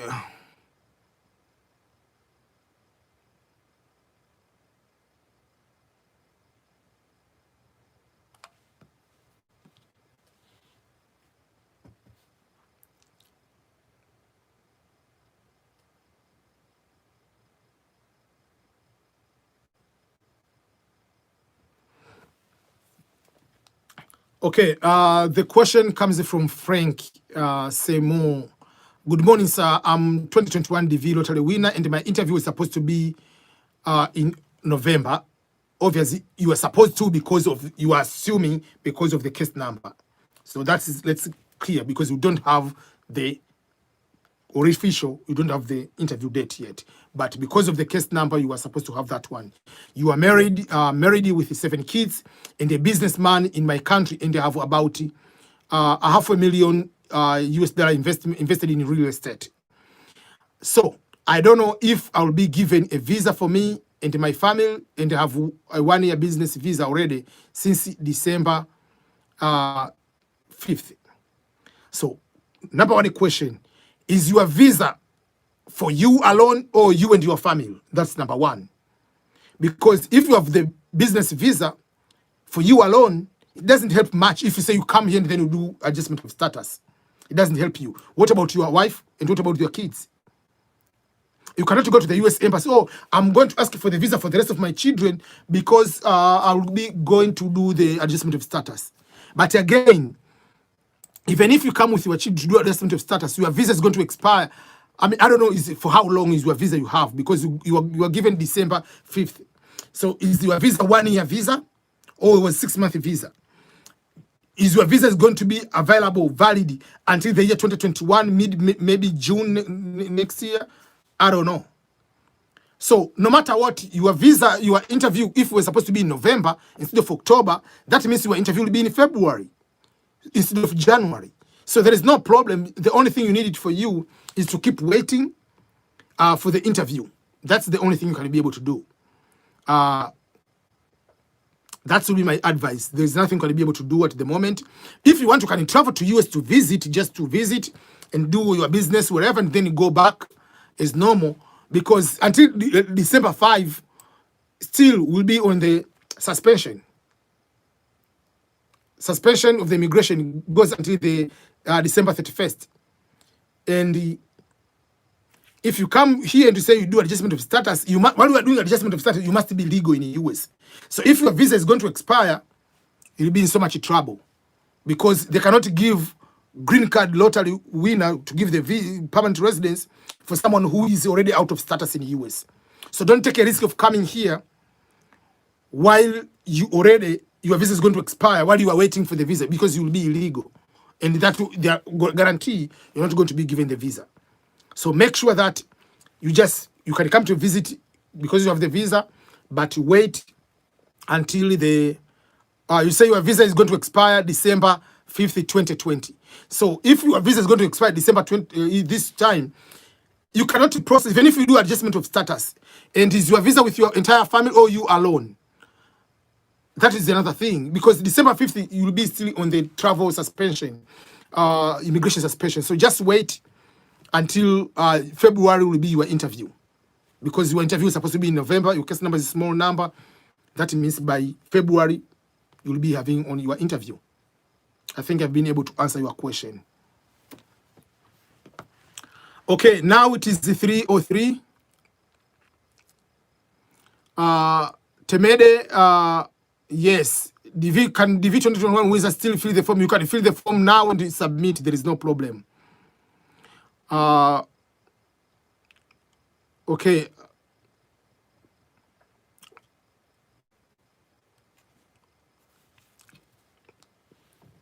This is a very interesting question. A question comes from Arjun Shan Ruse. Sir, I'm a permanent resident in Japan, but I'm originally from Sri Lanka. Can I have 2 countries permanent resident if I'm winning the lottery? Yeah. You can be citizen of 2 countries, they don't care. You can be citizen of 3 countries, they don't care. US doesn't care. You can be permanent resident of 5 countries, they don't care. As long as you meet the requirements of all permanent residents. For instance, permanent resident of the United States, you must within a year, you must be at least once here. If you exceed this, there is a certain time. If you exceed, you have to fill the advance parole form, or your green card will be revoked. So that is something you need to know. Again, if you are citizen of Sri Lanka, you can be a citizen of US, you can be permanent resident of another country.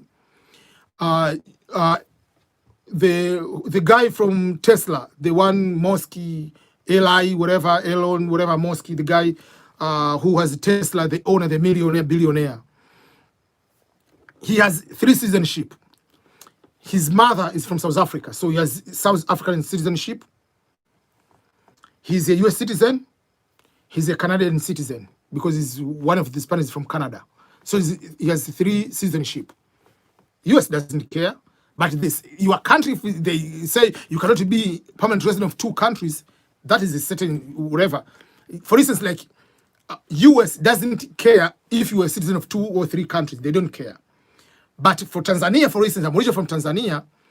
Tanzania doesn't allow dual citizenship. So once I became an American citizen, US doesn't care if I'm a Tanzanian citizen. But because Tanzania doesn't allow, so obviously I'm not a Tanzanian. So you have to also to abide with the regulations of other countries. But for the US as US, they don't care if you're a permanent resident of here in another country or you're a citizen here in another country. They don't care.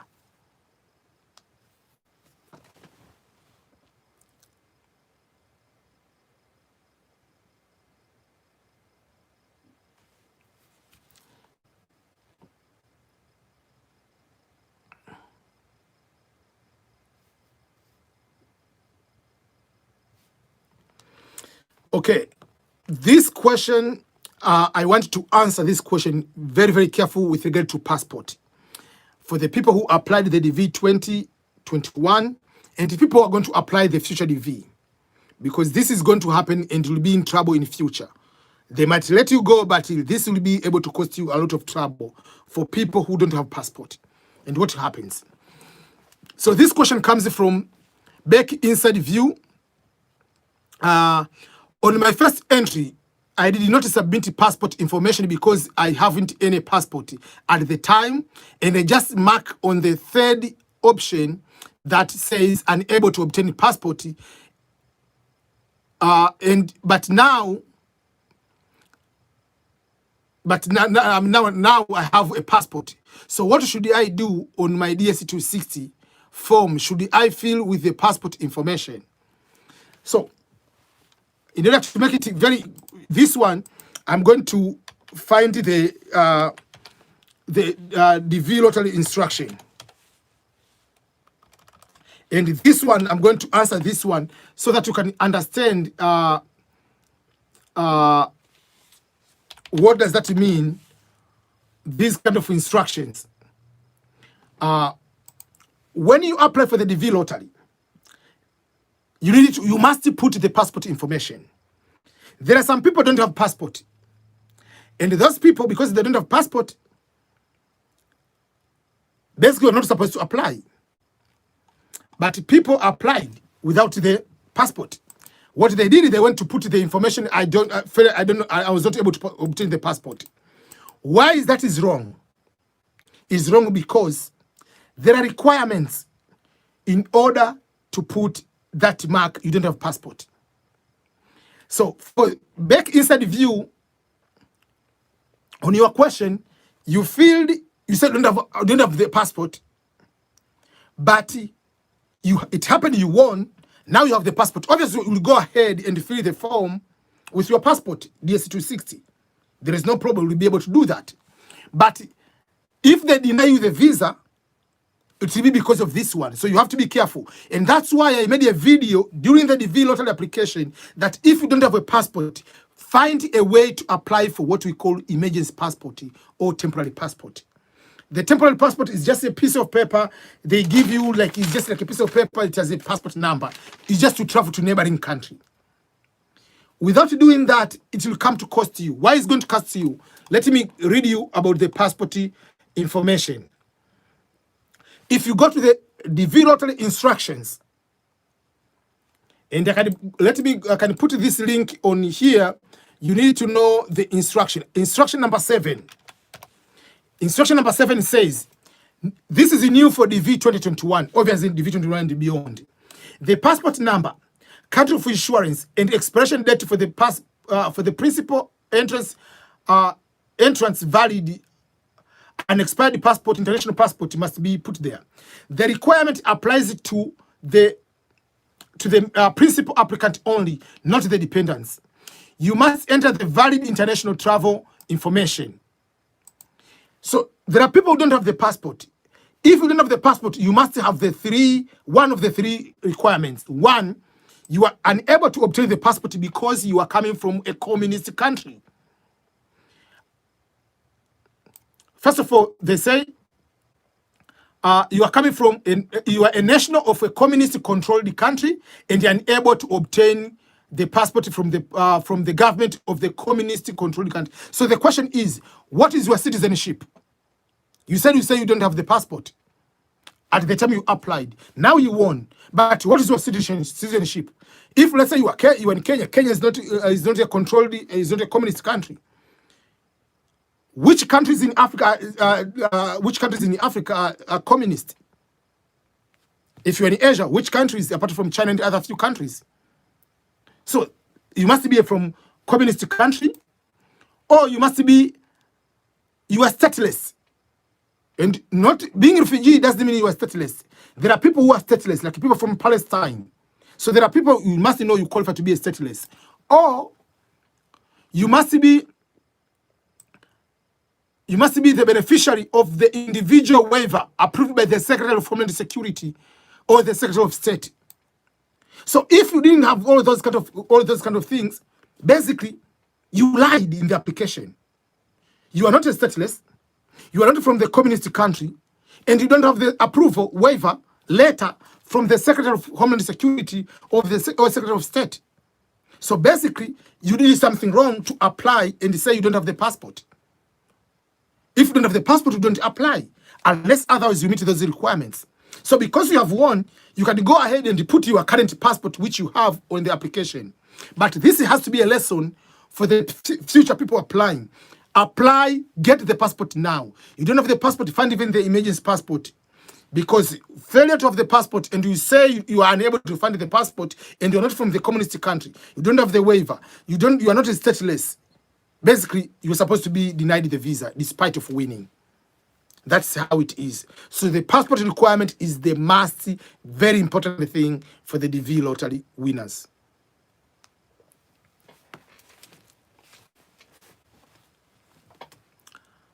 The interview for the 40,000 number will be around because in a normal way, that number was supposed to have maybe in July, August over there. So still it will be around the same time going to September for next year. Kobe, can we play the DV Lottery 2020 now or unless or October? It will be not DV 2020, it will be DV 2022. The application will be October 2020. The application will be October 2020. The results will be coming out on May 2021. People to process to come to 2022.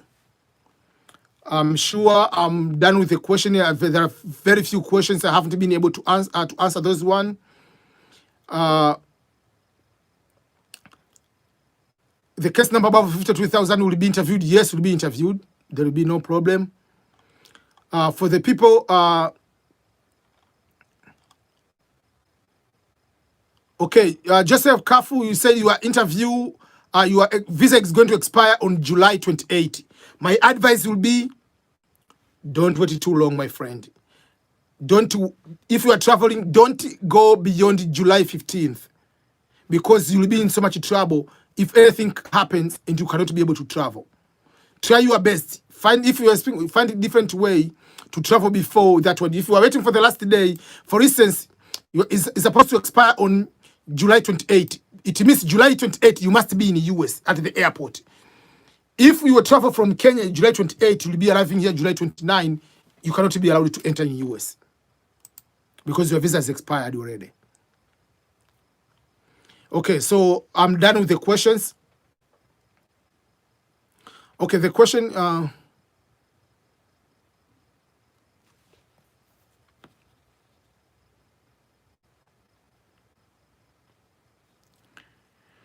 Okay, Samia, if people from Eritrea who run away to a second country and don't have their high school certificate on hand, can they cannot bring the interview?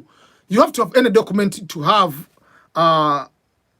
because, I understand if you are not from that country, you are no longer in another country. You have to find, if you are a refugee in another country, you have to find a way how to get any proof, like, okay, you can get a lawyer's document to prove, a court document like you really don't have and you finish. So you need to have something to say. They're not going to by your words. And why you cannot be able to provide that document. You need to have a certain document. So now it is 14:15 a.m. So thank you everyone for being here. I've been here for 2 hours and 10 minutes. So I'm very appreciative of everyone. For anyone who is watching live now, hasn't subscribed for my YouTube channel, please, do that. Joseph Kafu, Can the lottery visa be renewed once it expires? No, before you travel, if you expire, it's over. There is no renew. That's why do whatever it takes to get into US. You have given 6 months to travel. They don't care about pandemic. If it expires, you are not here, it's over. Plus, remember, they're not going to give another DV lottery visa because they have suspended until December. So there is no, just even if it will be walk by walking, go to Tanzania, get into the flight, even walking to go to another country, do whatever it takes to come to America before it expires. If it expires, game over. Village Mom Vlogs. Okay, your question is up, but I haven't seen, there are so many questions. Let me try to, I have to sign out. It's already, that will be the last question. If you can copy and paste it there, I'll be able to quickly.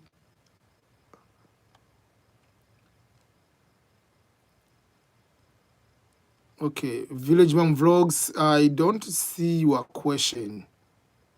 I don't know how far should I go up. I'm keeping going up.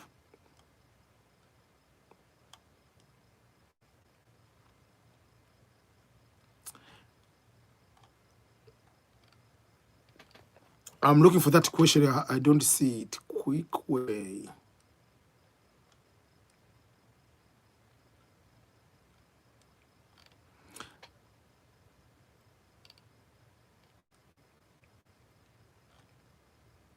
Village Mom Blogs, can you copy and paste that question here? I'm trying to go up.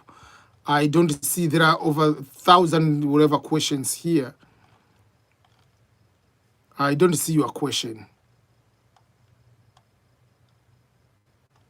Can you copy and paste it here? I can be able to answer that question. That will be the only question I'm going to answer is that one. And I don't see it.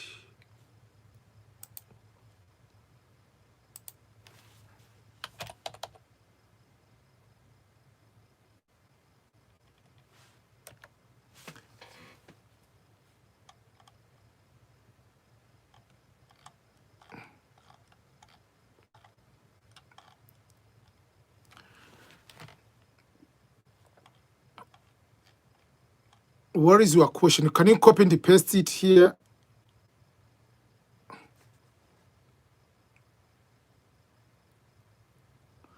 Samia, yes. Eritrea is one among the countries under the travel ban. Eritrea, Tanzania, Sudan, Somalia. Village Mom Vlogs, can you please copy that question and paste here? I'm trying to look at the question. I don't see it. I'm about to sign out because you say, please read my question up there. Thanks. I don't see the question.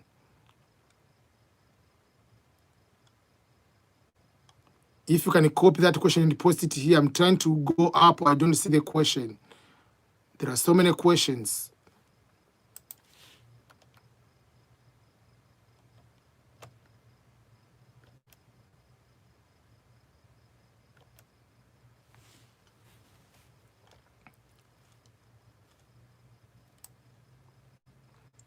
Last call.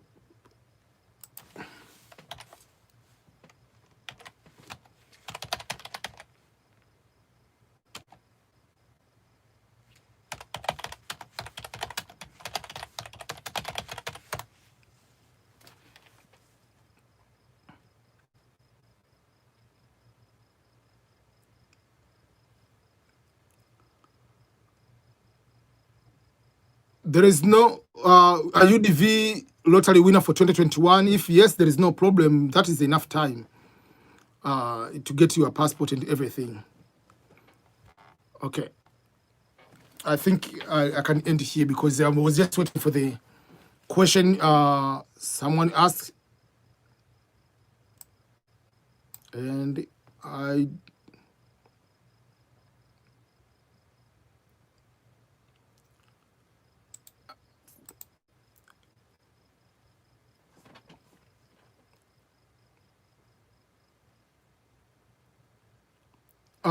Okay. Okay, the question from Village Mom Vlogs. My husband has a son from a previous relationship and they have 2 kids with him. Should should fill as 3 children or just 2. That's on the DS26 as a spouse. You are supposed to fill the children, all of the children, despite whether they are from the same marriage or previous relationship. So what you need to fill, you have to include all the children. Let's say, even if he has 1 child, he still is his child, and you have 2 together, there are 3 children. So you put all the 3 children. And if I can read on the instruction, I can go and post it here. If you go on that link of the instruction number 15, it says number of children. List the name, date of birth, gender, city, town of birth, the country of birth of all living unmarried children under the age of 21 years of age, regardless whether they are living with you or intended to accompany you or follow to join you or should immigrate with you or whatever. So who are children to be considered? The children are supposed to be all living natural children, that means biological children, or children who are adopted, living children legally adopted by you, or all living stepchildren who are unmarried under the age of 21. So the person, so if you are the main winner, you are naming that child as his stepson. If it's the main winner, he's not saying as his step is his child, so he's putting there my son. But you, if you are the main winner, you add him, the child, the son, as his stepson. Does that make sense? Yeah, so that is how it works on the children. So all children, biological born, legally adopted, not the one who pay for school fees, as well as stepchildren, they're supposed to be included in the application. So your husband can be able to do that. And that's why I give the opportunity for people who are, for instance, like in that situation, that person has that child has the 3 opportunities. Let's say you apply and your husband is going to apply. You have 2 chances. If you win, you come with that child. If he wins, he comes with the child. But his mother, if he's going to apply, if the mother wins, the biological mother is coming with that child. If the stepfather of that, if the child is married, the other mother of that child is married to another, so the child will have more opportunities in that situation. So because you have won, you can come together with him.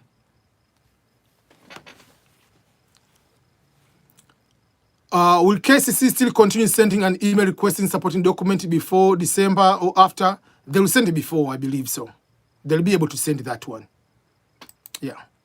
Village Mom say thank you so much and congratulations and all the best, everyone. I really appreciate for your time for all these 2.5 hours. So for any person who is watching right now who hasn't subscribed to my YouTube channel, please do so and remember to share these videos. There are a few questions here. I will break down into a few smaller videos. I know some people came late to come and join this channel, this show. So I'll just answer some of the answers. I'll break them to fewer smaller answers, and then I'll be able to post it separately. You can be able to follow them. Thank you, everyone. Be blessed, and all the best, everyone who has won the DV lottery, and those who are planning to apply in October this year. I've already answered that question. Frank, I've answered the question. I've won my child out of marriage. They don't care.